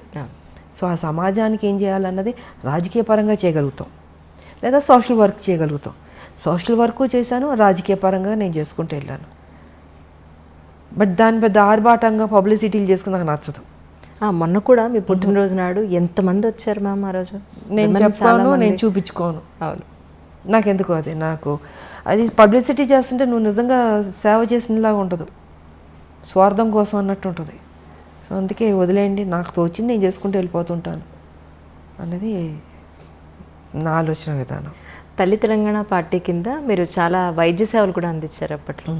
సో దాని గురించి కూడా ఎక్కడ మీరు ఎప్పుడూ చెప్పుకోలేదు. అదే నేను చెప్పనమ్మా, చదివించే వాళ్ళని చదివిస్తాం, ఇంకా ఆర్థిక పరంగా అందిస్తాం, ఇవి చాలా రకరకాలు ఉంటాయి, మళ్ళీ చెప్పుకోవడం ఎందుకు, వేస్ట్. సో నాకు తృప్తి, నా జీవితంలో ఇది ఒక మంచి చేస్తాను, ఒక చిన్న సాటిస్ఫాక్షన్. నాకు ఎవరికైనా ఏదైనా చేస్తే ఎందుకో తెలియదు, ఒక ఆనందం వస్తుంది. నాకు చేసుకోవడం కన్నా ఎదుటోళ్ళు చేస్తే సంతోషపడతాను నేను. సో నా లైఫ్ పద్ధతి అది. అంటే చాలామంది విమర్శకులు అనండి, లేదా మీ గురించి తెలుసుకోవాలనుకునే వాళ్ళనండి, తల్లి తెలంగాణ పార్టీ ఎందుకు పెట్టాలనిపించింది, ఎందుకు టీఆర్ఎస్లో విలీనం చేశారు అని అంటే ఎందుకు పెట్టాలంటే ఆ రోజుకున్న పరిస్థితి ఏంటంటే, ఒక మహిళగా ఇది నా బరువు నా భుజాన్ని వేసుకున్నాను. నా మెంటాలిటీ ఏంటంటమ్మా, ఒక ఇష్యూ నేను టేకప్ చేస్తే అది అచీవ్ చేసి దాంట్లో సక్సెస్ చూసే వరకు నేను నిద్రపోను. దానివల్ల నేను ఎంత కోల్పోతున్నానో సిద్ధపడతాను. ఆర్థిక పరంగా కావచ్చు, లేకపోతే నా కెరియర్ పరంగా కావచ్చు, ఏది కోల్పోయినా పర్లేదు, కానీ నేను అనుకున్నది సాధించాలి అన్న ఒక లక్ష్యంతో నేను తెలంగాణ ఇష్యూని టేకప్ చేశాను. సో 98 నేను బీజేపీలో నేను జాయిన్ అయినప్పుడు తెలంగాణ కోసమే వచ్చాను. ఆ రోజు కొన్ని నాకు ఆఫర్స్ కానీ కంటెస్ట్ చేయమన్నా కానీ, లేకపోతే ఆ రోజు అధికారంలోకి వచ్చింది బీజేపీ, నేను మంత్రిని అయి ఉండేదాన్ని. నాకు లేనిది లేదు, అన్నీ ఉన్నాయి, నాకు అన్నీ ఆఫర్స్ చేశారు. కానీ ఇది కాదు కదా, ఒక ఉద్యమం, ఒక తెలంగాణ స్టేట్ అన్నది చాలా పెద్ద విషయం. అది ఒక మహిళగా నేను అది ఉన్నది ఆల్రెడీ ఉంది, దాన్ని బతికిద్దాం, దాన్ని తీసుకొద్దాం బయటికి, దాన్ని అచీవ్ చేద్దాం అన్న దీంతో ఆ రోజు నేను ఆ నిర్ణయం తీసుకుని చేసుకుంటూ వచ్చాను. కానీ ఒక సందర్భంలో ఏంటంటే కొంతమంది నాయకుల వల్ల, నేను పేరు చెప్పుకోదలుచుకోలేదు, వాళ్ళు ముఖ్యమంత్రులు కూడా కావచ్చు ఆ రోజుకి. సో వాళ్ళు ఏంటంటే ఈ తెలంగాణ రావడం వాళ్ళకి ఇష్టం లేదు. సో దీనివల్ల నేను ఆ రోజుకి ఉన్న పరిస్థితికి నేను పార్టీ విడిచి బయటకు రావాల్సి వచ్చింది. చెప్పాలంటే కూడా చెప్పచ్చు, it's because of TDP. Chandrababu గారు ఆ రోజు పరిస్థితిలో వాళ్ళు అలయన్స్లో ఉన్నారు అందరూ. వాళ్ళు ఏంటంటే ఒప్పుకోవట్లేదు. ఇప్పుడు ఇవాళ మనకి మోడీ గారికి ఉన్న మెజారిటీ, ఫుల్ మెజారిటీ అప్పుడు లేదు. Number of alliance partners, ADMK కావచ్చు, డిఎంకే కావచ్చు, మన అదేంటి టీడీపీ కావచ్చు, ఇలా నెంబర్ ఆఫ్ పార్టీస్ ఉంది. కాబట్టి అదేంటంటే అవుట్ ఆఫ్ ద వే వెళ్ళి ఇవ్వాలి. ఫుల్ మెజారిటీ వచ్చి ఉంటే ఇచ్చేసేవాళ్ళు, కానీ రాలే. మిగతా అలయన్స్ పార్టీల మీద ఉండాల్సి వచ్చింది వాళ్ళ సపోర్ట్తో. అప్పటికీ నేను ఫైట్ చేశాను, మ్యాక్సిమం నేను ఫైట్ చేశాను. ఇంకొక స్టేజ్లో అయితే ఇంకా సరే, ఇప్పుడు వాళ్ళ ఆలోచన వాళ్ళకు ఉండొచ్చు, చంద్రబాబు గారు కలిసి ఉండాలని. కానీ తెలంగాణకి ఎంత అన్యాయం జరుగుతుందో ఈ స్టేట్ వస్తే వాళ్ళకి బెటర్ అవుతుంది కదా అన్నది నాకు. Yes ma'am. 69 ఉద్యమం తీసుకున్నా, ఇంతకుముందు అనేక మంది త్యాగాలు చేశారు, కొట్లాడారు. కానీ ఎక్కడో చోట ఆగింది, మళ్ళీ దానికి ప్రాణం పోయాలి, మళ్ళీ ముందుకు తీసుకెళ్ళాలి అనేది నా ఆలోచన. సో నేను ఆ రోజుకి మ్యాక్సిమం నేను కొట్లాడితే వాళ్ళు అది జరగనివ్వకుండా అడ్డుపడడం వల్ల ఇంకేదో కుదరదేమో అనేసి ఇంకప్పుడు పార్టీ నుంచి బయటకు రావాల్సి వచ్చి అది అక్కడితో ఆపలే, దాన్ని బతికిద్దామని నేను తెలంగాణ పార్టీ పెట్టి ప్రతి ఇష్యూ మీద కొట్లాడాను. నేను 4.5 years నడిపాను, 2009 వరకు సో 2009 వరకు ఉన్నప్పుడు అప్పుడు టీఆర్ఎస్ వాళ్ళు వచ్చి నన్ను బతిమలాడి రమ్మని, అసలు ఆలోచన లేదు నాకు, అసలు టీఆర్ఎస్లో వెళ్ళాలి లేదు. వాళ్ళ కేసీఆర్ గారి గురించి మీకు అందరికీ బాగా తెలుసు, ఆ రోజు తెలిసే పరిస్థితిలో లేదు. కానీ నాకు తెలుసు, నాకు పెద్ద ఇంట్రెస్ట్ కూడా లేదు. నా పార్టీ ప్రెసిడెంట్ నేను. 4.5 years నుంచి ప్రతి ఇష్యూస్, రైతులు కావచ్చు, స్థానికుల ఉద్యోగాలు కావచ్చు, మూసీ నది కావచ్చు, విష జ్వరాలు కావచ్చు, కరెంటు కావచ్చు, యువకుల ఇష్యూ కావచ్చు, ఉద్యోగస్తులు కావచ్చు, ఇవన్నీ ఇష్యూస్ ఒకటి కాదు. ఇంత కొట్లాడుతూ దూకుడుతూ వెళ్తున్నప్పుడు అప్పుడు వైఎస్ రాజశేఖర రెడ్డి గారు వీళ్ళందరూ అమ్మో ఈ అమ్మాయి బాగా దూకుడు మీద వెళ్తుంది అంటే బాగా చేస్తున్నాను నేను, నా డ్యూటీ నేను కరెక్ట్గా చేస్తున్నాను. కరెక్ట్. సో ఓ పక్కన మెచ్చుకునేవారు, బయట మెచ్చుకునేవారు. బట్ ఈ అమ్మాయి దూకుడు మీద వెళ్తే ఇంకా స్ట్రాంగ్ అయిపోతుంది, బలపడకూడదు అని కొంతమందికి ఉండొచ్చు. సో కేసీఆర్కి ఏంటి, ఆయనకి ఈవిడ స్ట్రాంగ్గా వెళ్తుంటే ఒక మహిళగా ఈవిడ రేపు బలపడిపోతే నేను వెనక్కి అయిపోతానేమో. అప్పుడు ఈ వాజ్ సో ఆయన అప్కమింగ్ అప్పుడు పార్టీ పెట్టుకుని 2001లో. సో ఈ అమ్మాయి ఇంత బోల్డ్గా వెళ్తుంది కదా, ఎందుకు లాగేస్తే బెటర్ కదా, ఆయన ఆలోచనలన్నీ నెగిటివ్ ఆలోచనలు. నాకు కొంతవరకు అర్థమైపోయింది ఈయన కరెక్ట్గా ఉండడని. బట్ ఈయన ఏంటంటే మనుషులు కబురు పెట్టి, జయశంకర్ గారు మేధావులు వాళ్ళతో వీళ్ళతో ఏంటంటే మర్జ్ చేయమని నా మీద ఫోర్స్ పెట్టేవారు. నేను ఎందుకు అంటాను, రెండు ఒక కాజ్ మీద వెళ్తున్నప్పుడు మీరు తెలంగాణ కోసం, నేను తెలంగాణ కోసం. మీరు ఇప్పుడు వచ్చారు, నేను 98 నుంచి నేను మొదలు పెట్టాను. సో ఇద్దరం కలిసి ఉద్యమాలు చేద్దామండి, నేను ఎందుకు నా పార్టీ మీ దాంట్లో విలీనం చేయాలి. ఆయన ఏంటంటే డొంక తిరుగుడు తిప్పి మిగతా మేధావులతోటి, జయశంకర్ గారితో అందరి మీద ఇలా కాదు ఇలా బాగుంటుంది, ఇలా కాదు ఇలా బాగుంటుంది అనేసి చాలా డిస్కషన్స్ జరిగినాయి. ఇంకా ఆఖరికి ఏం తీసుకొచ్చాడంటే ఇంక మనం ఏదో కరెక్ట్ కాదు వాళ్ళే కరెక్ట్ అన్న ఫీలింగ్తో చేపించి కొన్ని కుట్రలు చేసి ఇంకా కాన్వర్ట్ స్టేజ్లో నేను విలీనం చేయాల్సి వచ్చింది. లేకపోతే విలీనం చేసి ఉండేది అది కాదు.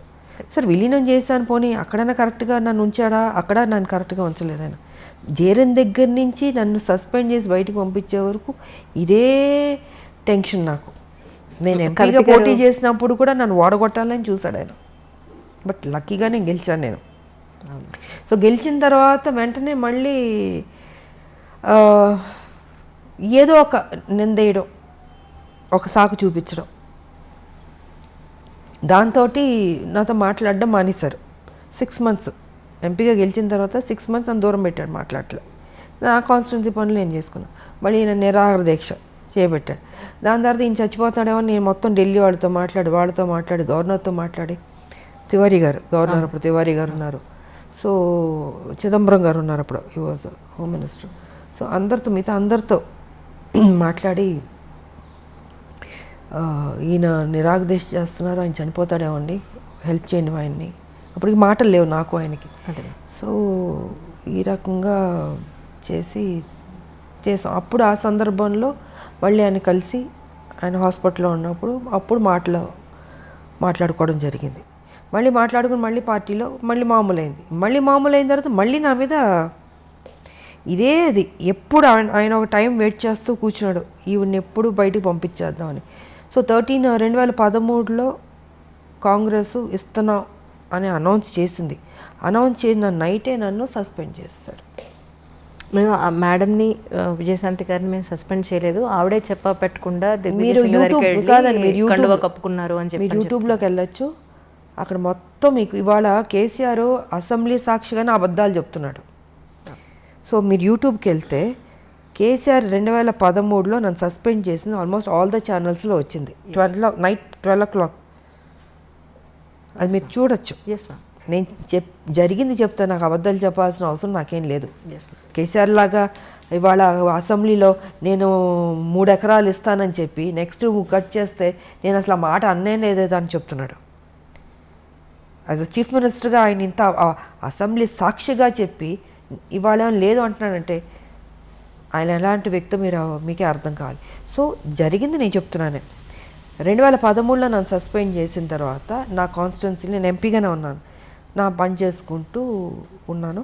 2014లో పార్లమెంట్లో బిల్లు పాస్ అయింది.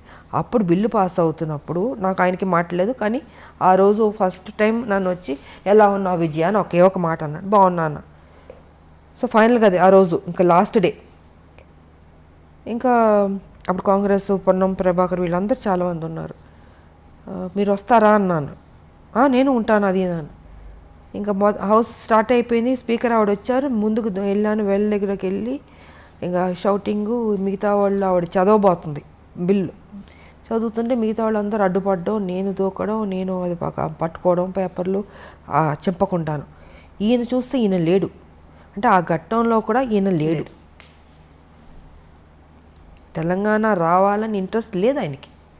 ఉంటే ఆ ఒక్క ఎప్పుడు బిల్లు పాస్ అవుద్దని కొన్ని కోట్ల మంది ఎదురు చూస్తుంది. ప్రపంచం మొత్తం తెలంగాణ వాళ్ళు అక్కడక్కడ ఉంటుంటారు కదమ్మా. సో అన్ని చోట్ల నేను తెలంగాణ వాళ్ళు ఎప్పుడు జరుగుతుందా, ఎప్పుడు బిల్లు పాస్ అవుద్దని ఉంటున్నారు. అలాంటి సమయంలో ఈయన అక్కడ కదా ఉండాలి, అక్కడ లేకుండాను బయటికి వెళ్ళిపోయాడు. సో ఆ లాస్ట్ మూమెంట్ వరకు కూడా నా డ్యూటీ నేను సిన్సియర్గా చేసి బిల్లు పాస్ అయింది. చాలా హ్యాపీ ఫీల్ అయ్యాను నేను. అవును మ్యామ్, ఆ టైంలో you are also one of the ఒక్కదాన్నే నేను ఉన్నది ఇద్దరు ఎంపీలు ఒక ఆయన లేడు, వచ్చాడు వెళ్ళిపోయాడు. సో చివరి వరకు బిల్లు పాస్ అయ్యే వరకు నేను ఉన్నాను. ఆ రోజు బిల్లు పాస్ అయింది, నేను అనుకున్నది సాధించాను. అంటే ఇంత ట్రావెలింగ్ పట్టింది నాకు. బీజేపీ నుంచి, నా తల్లి తెలంగాణ నుంచి, టీఆర్ఎస్ దగ్గర నుంచి, కాంగ్రెస్ దగ్గర ఇంత ట్రావెలింగ్. ఈ ట్రావెలింగ్లో ఎక్కడ నా స్వార్థం చూసుకోలేదు. విజయశాంతి ఒక పెద్ద స్టారు, తెలంగాణ కోసం కొట్లాడుతుంది. ఆవిడ అడిగితే ఏదో ఇవ్వడానికి అన్ని పార్టీలు రెడీ. ఆయన మిగతా పార్టీలు అందరూ నాకు ఏం కావాలో తీసుకోండి, మా పార్టీలోకి రండి అన్నీ అడిగారు. కానీ ఎప్పుడూ పదవులకి కానీ దేనికి నేను లొంగలే. నేను దేనికి వచ్చాను? తెలంగాణ కోసం. అది నాకు ముఖ్యం. మీరు నాకు డబ్బులు ఆశ చూపించినా, పదవులు ఆశ చూపించినా, సీఎం పదవులు చూపించినా నాకు వద్దండి. నా తెలంగాణ ఇవ్వండి అని ప్రతి నిమిషం నేను టెన్షన్ పడ్డాను నేను. సో ఇలా జరిగింది నా కెరియర్, పొలిటికల్ కెరియర్ ఇలా ఇంత స్ట్రగుల్తో కూడి. బట్ ఫైనల్గా నేను అనుకున్నది అచీవ్ చేశాను. అది నాకు ఎప్పుడైతే మీ తాతగారు అప్పటి రోజుల నుంచి ప్రాణం చేతబట్టుకుని మీరు అక్కడికి వెళ్ళారు, మళ్ళీ ఇన్నాళ్ల తర్వాత మీ కళ నెరవేరింది అనుకోవచ్చు. అదే రాస్తుంటుంది ప్రతి బియ్యం మీద పేరు రాసినట్టు నాకు రాసింది తెలంగాణ నువ్వు కొట్లాడాలి, పార్లమెంట్లో నీ చేతుల మీదుగా రావాలి అన్నది రాసినట్టుంది. అది జరిగింది. మరి ఇంతకుముందు ఇంతమంది ఎంపీలు గెలిచారు, ఎప్పుడు రాలేదు. ఫైనల్ ఇద్దరిలో ఒకళ్ళు. నా డ్యూటీ నేను సక్రమంగా చేశాను. సార్ విమర్శించే వాళ్ళు విమర్శిస్తారు, విమర్శించేటట్టు చేస్తారు కేసీఆర్. దీన్ని నేను పెద్ద పట్టించుకోవాల్సిన అవసరం లేదు. నా మనస్సాక్షికి తెలుసు, నా నిజాయితీ తెలుసు. నేను సిన్సియర్గా పనిచేస్తాను తెలంగాణ కోసం. రీసెంట్గా బీజేపీలో నాయకులు ఒక ఆయన అన్నారు ఏంటంటే, విజయశాంతి గారికి ఇప్పుడు కమింగ్ ఎలక్షన్స్లో ప్రత్యక్ష రాజకీయాల్లో పోటీ చేస్తున్నారండి, ఒక పెద్ద పోస్ట్ రాబోతోంది. ఎందుకు అని అంటే ఆవిడకి దేని మీద ఆశ లేదు, వాళ్ళకంటూ ఎవరున్నారండి, మొగుడు పెళ్ళం వాళ్ళిద్దరు తప్ప ఇంక వాళ్ళకి ఇంకేం కావాలి. ఇప్పుడు వెనకాతల పిల్లలు ఉన్నారు, లేకపోతే ఇంకా పెద్ద ఫ్యామిలీ ఉంది, వాళ్ళ కోసం కూడబెట్టాలి అనేది లేదు. ఆవిడకి ఇంకేం కావాలి, సొసైటీ గురించి తప్ప ఇంకా పెద్దగా ఆలోచించే పరిస్థితి లేదు. మేడం అయితే ఆ పరిస్థితిలో ఉన్నారు కాబట్టి ఇప్పుడు ప్రత్యక్ష రాజకీయాల్లో చాలా డైరెక్ట్గా ఇప్పుడు నెక్స్ట్ ఎన్నికల్లో మీకు ఒక మంచి పోస్ట్ రాబోతోంది అని చెప్పని అన్నారు. ఇది ఎంతవరకు నిజం అంటారు? ఒకటమ్మా, నేను ఏనాడు పోస్టుల కోసం పరిగెత్తిందో తాపత్రయపడిందో నా లేదు. నా ప్రజలకు మేలు జరిగితే చాలు, నన్ను ఏం చేయమంటారు చెప్పండి, నేను చేస్తాను. నా జీవితం అన్యాయం అయిపోయినా పర్లేదు, కానీ నా ప్రజలు 4 కోట్ల ప్రజలు, వాళ్ళకి మేలు జరిగితే చాలు అన్నదే తప్ప ఇంతకాలం ఎన్ని నాకు రెడ్ కార్పెట్లు వేశారమ్మా. మీకు ఏం కావాలో చెప్పండి, మీరు మా పార్టీలో రండి, ఇది ఇస్తా అది ఇస్తా. నమస్కారం కూడా పెట్టాను. నా తెలంగాణ ఇవ్వండి చాలు, ఇంకా అంతకంటే మిమ్మల్ని నేనేం కోరుకోను. నేను నాకు పెద్ద ఆశ లేదమ్మా, డబ్బు అన్నీ చూశాను కదా, ఇంకేముంటుంది. మీరు చెప్పినట్టు నాకేమీ లేదు. నా పిల్లలు కూడా వద్దు అనుకున్నా, అన్నీ వద్దు, తెలంగాణ వస్తే చాలు, 4 కోట్ల మంది బతుకుతాయి చాలు. సో అలా ఉండింది. అండ్ ఇప్పుడు పార్టీ ఏ బాధ్యత ఇచ్చినా అది నా బాధ్యతగా అనుకుంటాను, నా డ్యూటీగా చేస్తాను నేను. అయ్యో అది పెద్ద పోస్టు, ఇది పోస్టు, నాకు ఏమీ లేదు. ఎంత పెద్ద, ఎందుకంటే ఇంకా పెద్దది హిమాలయ అంత పెద్దది ఇచ్చినా కూడా ఇదే విజయశాంతి, అదే బాధ్యత, అదే సేవ ప్రజలకి.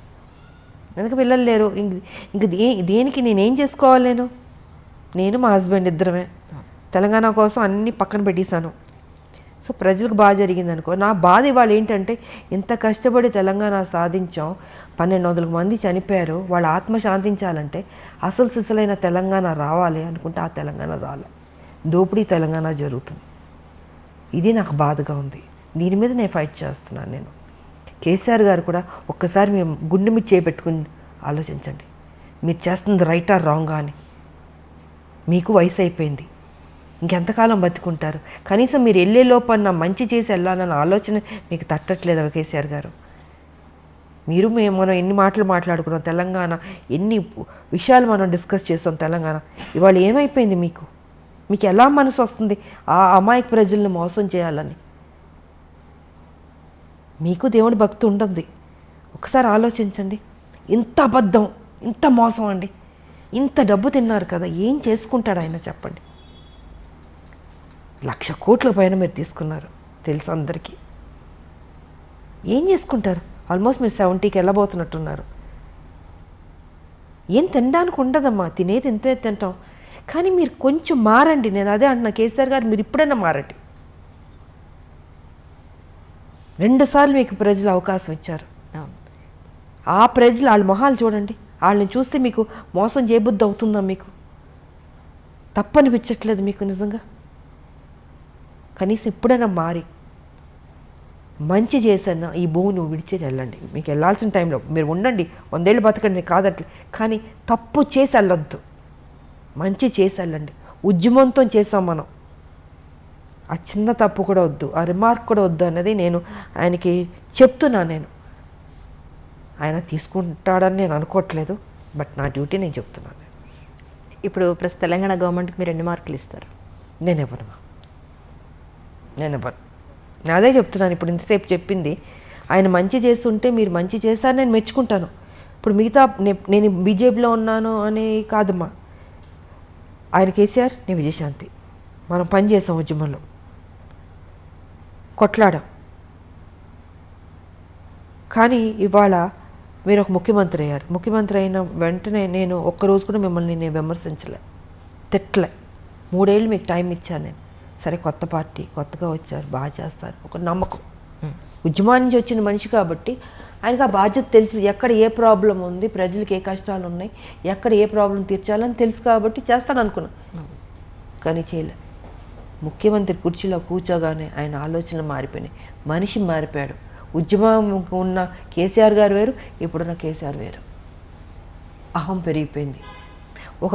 ఎవరిని ఒకళ్ళు విమర్శిస్తే దాన్ని అంటే అది మనసుకు తీసుకుంటున్నాడు ఆయన. అంటే ఒక వెంజెన్స్ లాగా వాళ్ళ మీద కేసులు పెట్టడం, సంబంధం లేని కేసులు, పాపం ఎంతోమందిని వేధించడం. అది చిన్నవాళ్ళ పెద్దవాళ్ళు ఎవరైనా సరే ఏ రకంగా వెళ్ళిపోతున్నాడు అంటే, ఏజ్ అయ్యే కొద్దీ మనం గతంలో చేసిన తప్పుల్ని, మన తప్పుని దిద్దుకుని మనం మారడానికి ట్రై చేస్తాం.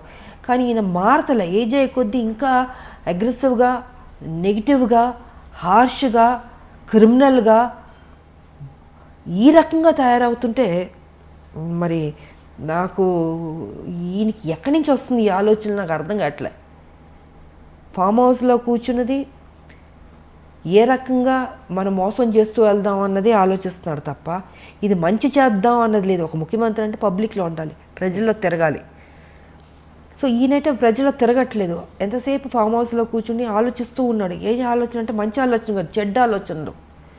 ఈ ఎన్నికలకి ఇలా మోసం చేద్దాం, ఆ ఎన్నికలకి ఇలా మోసం చేద్దాం ప్రజల్ని. నువ్వు ఎవరిని మోసం చేస్తున్నావు? ప్రజలు. ఆ ప్రజల్ని నువ్వు 2 సార్లు గెలిపించారు. అది తప్పనిపించట్లేదా అంటాను నేను. సో నేనైతే మార్కులు ఇవ్వను ఆయనకి. ఆయన డెఫినెట్గా మంచి చేస్తుంటే ఇచ్చుండేదాన్ని. మా పార్టీ ఏమనుకున్నా అనుకొని నేను ఆటోతో వెళ్ళి నేను పొగిడేదాన్ని. బట్ వచ్చే ఎలక్షన్స్కైనా హైదరాబాద్లో లేదా తెలంగాణ జిల్లాలో లేదా మన తెలుగు రాష్ట్రాల్లో బీజేపీ వచ్చే అవకాశం ఉందంటారా మీ ఉద్దేశం ప్రకారం? వీఆర్ ట్రయింగ్ అల్ ఆల్ బెస్ట్. నేను ఒకటే చెప్తున్నాం పబ్లిక్ కూడా, ఇంకా మీరు కన్ఫ్యూజ్ కాకండి. ఒకటే ఒక పార్టీ బీజేపీ పార్టీ ఉంది. ఎందుకంటే టీఆర్ఎస్ గతంలో కాంగ్రెస్ చూసారు, టీడీపీ చూసారు, అందరం చూస్తారు. కాంగ్రెస్ ఆల్మోస్ట్ ఏంటంటే టీఆర్ఎస్తో విలీనం అన్నట్టే చెప్పచ్చు. ఎందుకంటే అన్ని ఎమ్మెల్యేలు తీసుకున్న తర్వాత ప్రతిపక్ష హోదా కూడా పోయింది కాంగ్రెస్కి. ఇవాళ కేసీఆర్ గారు ఏం చెప్తుంటే కాంగ్రెస్ అదే చేస్తుంది. సో నేను బయటకు రావడానికి కూడా ఇదే కారణం. అంటే ఎంత కష్టపడినా వీళ్ళు లాస్ట్కి అమ్ముకుంటారు. అదే జరిగింది మొన్న 18-19లో. ఇంకా వీళ్ళు కరెక్ట్ కాదు, వీళ్ళు కొట్టాడేవాళ్ళు కాదు, వీళ్ళు డబ్బులకు అమ్ముడుపోయేవాళ్ళు, ప్యాకేజీలు తీసుకునేవాళ్ళని కొంతమంది చేస్తున్న తప్పుకి ఆ పార్టీ మొత్తానికే అందరికి మీద పడుతుంది. సో ఆ కొంతమంది సరిలేదు ఆ పార్టీలో, దానివల్ల కాంగ్రెస్ మర్యాద పోయింది. సో ఇవాళ నేనేమంటానంటే పబ్లిక్కి 4 లక్షల కోట్లు అప్పులు అయిపోయినాయి. తెలంగాణ డెవలప్మెంట్ లేదు. కేసీఆర్ ఎంతసేపు డబ్బుతో ఓటుతో కొనొచ్చు అని ఆ ప్యాటర్న్లో వెళ్తున్నాడు. ఆయన ఏం చేయడు. ఇంకా మీకు ఉన్నది ఒక బీజేపీ. సో దీన్ని సెటరేట్ చేయాలన్నా, డెవలప్ ఎంతైనా కొంత బెటర్ అవ్వాలన్నా, ఒక డిసిప్లిన్, ఒక అడ్మినిస్ట్రేషన్ బాగుండాలన్నా ఆ ఒక్క బీజేపీ వల్లే సాధ్యం. ఈసారన్నా ప్రజల్లో ఆలోచించి బీజేపీకి ఓటేసుకోండి. ఇంకా లేదు, ఆల్టర్నేట్ లేదు. ఇంక మీకు ఒకటి బీజేపీ కనపడుతుంది. ఇంకా ఇప్పుడు మీరే ఆలోచించుకోండి. ప్రజలకు వదిలిపెడతా. కాంగ్రెస్ ఏం చేస్తుందో అన్ని తప్పులు మీరు చూస్తున్నారు. టీఆర్ఎస్ ఏం చేస్తుందో మొత్తం కరప్షన్ చూస్తున్నారు. ఉన్న దాంట్లో ఎవరు బెటర్గా ఉన్నారంటే బీజేపీ. అది ఒక జాతీయ పార్టీ. కరప్షనే ఉండదు. మీకు అందాల్సింది డెఫినెట్గా పబ్లిక్ అందుతుంది. ఇక్కడ ఎవరు తినేవాళ్ళు ఉండరు పార్టీలో. ప్రజలకే ఖర్చు పెట్టేవాళ్ళే ఉంటారు. ఏ స్కీమ్స్ తీసుకొచ్చినా మోడీ గారు పబ్లిక్లోకి వెళ్ళిందా అని చూసుకుంటాం. కానీ కేసీఆర్ ఏం చేస్తున్నారు? పబ్లిక్ దగ్గర నుంచి గుంజుతున్నాడు ఈయన. సో వ్యత్యాసం నేను చెప్తున్నాను టీఆర్ఎస్కి అండ్ బీజేపీకి. ఇవాళ అన్ని మ్యాక్సిమం కేంద్రం నుంచి వస్తుంది తెలంగాణకి. కానీ కేసీఆర్ ఏం చేస్తున్నాడు? నేనే ఇచ్చుకుంటున్నాను ఆయన చెప్పుకుంటున్నాడు. బీజేపీ గురించి చెప్పట్లే. సో ఇప్పుడు న్యాయం జరగాలంటే బీజేపీ రావాల్సిందే అన్నది నేను చెప్పదలుచుకుంది. చాలా స్పష్టంగా చెప్తున్నాను. ఓటుకి 2000 ఇచ్చి ఓట్లు వేసుకున్న తర్వాత ఎవరు నష్టపోతున్నారు? మీరే నష్టపోతున్నారు. పబ్లిక్ నా ఆలోచన ఎప్పుడు మీ మీద ఉంటుంది. మీరు ఎప్పుడు బాగుండాలని కోరుకుంటున్నా నేను. కొట్లాడి తెలంగాణ మీకోసం కదా. మీకు అన్యాయం జరుగుతున్నప్పుడు చెప్పాల్సిన బాధ్యత నాకుంది. నేను అందుకే చెప్తున్నాను ఇవాళ. దీంట్లో ఎవరి స్వార్థం లేదు. చూడండి, ఒక ఛాన్స్ ఇవ్వండి, బీజేపీకి ఇచ్చి చూడండి. బాగోపోతే అప్పుడు మీ ఇష్టం, ఓకే, మా కర్మ అనుకోండి, లేకపోతే వీళ్ళ కర్మ అనుకోండి, లేకపోతే మా కర్మ అనండి, ఏదైనా అనండి, మేము పడతాం. బట్ ఒక ఛాన్స్ ఇవ్వండి, అది మారుతుంది అన్నది నేను మనస్ఫూర్తిగా చెప్తున్నాను ప్రజలకి. వచ్చే ఎలక్షన్స్లో బీజేపీ నుంచి మీరు యాక్టివ్ రాజకీయాల్లోకి కనిపిస్తారని ఎక్స్పెక్ట్ చేయొచ్చు అంటారు? ఆల్రెడీ పని చేస్తున్నాను కదమ్మా నేను. ఆల్రెడీ పని చేస్తున్నాను, నేను యాక్టివ్గానే ఉన్నాను. పార్టీ ఏ ప్రోగ్రామ్ అన్నా నేను వెళ్తున్నాం. నేను ఎప్పుడూ రెడీయే. నేను పని చేసేది నేను 24 hours నాకు అలవాటే కదా. ఉద్యమాలు చేసిన వచ్చిన మనిషికి పోలీస్ స్టేషన్లు చూసాం, జైళ్ళు చూసాం, ఖైదీలు చూసాం, సామాన్య ప్రజలు చూసాం, కోర్టు మెట్లు ఎక్కాం, రోడ్ల మీద కూర్చున్నాం, తిండి తిప్పలు లేకుండా పనిచేసిన రోజులు ఉన్నాయి కదా. సో విజయశాంతి పనిచేసే మనిషే. నా జీవితంలో లగ్జరీ లైఫ్ కాదు ఇది, నా లైఫ్, నా ప్రజలే నాకు అన్నది ఎప్పుడో నేను దాంట్లోకి వెళ్ళిపోయాను నేను. సో వాళ్ళు ఏ డ్యూటీ ఇచ్చినా నేను పని చేయడానికి సిద్ధంగా ఉన్నాను, పని చేస్తూనే ఉన్నాం మేము. ఇప్పుడు ఉద్యమాలు చేసినట్టు ప్రతిరోజు ఇప్పుడు పార్టీ ఉద్యమం చేయదు. ఇష్యూ వచ్చినప్పుడు ఇష్యూ మీద ఫైట్ చేస్తాం. అప్పుడు ఉద్యమాలు అంటే ప్రతిరోజు మీకు సమస్యలు ఉంటే సమస్యలు కొట్లాడుతూనే ఉన్నాం. ఇప్పుడు రాష్ట్రం వచ్చిన తర్వాత అంత పని ఉండదమ్మా. ఇష్యూ వచ్చినప్పుడు ఇష్యూ, ఎలక్షన్స్ వచ్చినప్పుడు ఎలక్షన్స్, మీటింగ్ అన్నప్పుడు మీటింగ్, ఇలా డివైడ్ అవుతుంది వర్క్. సో దానికి తగ్గట్టు మేము పని చేస్తున్నాం. మ్యామ్, తర్వాత రౌడీ ఇన్స్పెక్టర్ సినిమా అప్పుడు మీ ఫ్యాన్స్ కర్నూలు జిల్లాకు మీరు వెళ్ళినప్పుడు మూవీ పరంగా అక్కడ ఎంతోమంది తండోపతండాలుగా విజయశాంతి గారిని చూడడానికి వచ్చేసినప్పుడు చాలా ఉద్రిక్త పరిస్థితులు నెలకొన్నాయి అప్పట్లో. బాలకృష్ణ గారు మిమ్మల్ని ఆ సిచ్యువేషన్ నుంచి లోపలికి తీసుకొచ్చి వాళ్ళందరినీ చాలా కంట్రోల్ చేశారని చెప్పని విన్నాను. అంటే అది ట్రైన్లో పాట ఉంది కదా, పాట నంద్యాల అనుకుంటాను. అది చేస్తుంటే క్రౌడ్ విపరీతంగా వచ్చేసి అసలు ట్రైన్ ఆపేశారు.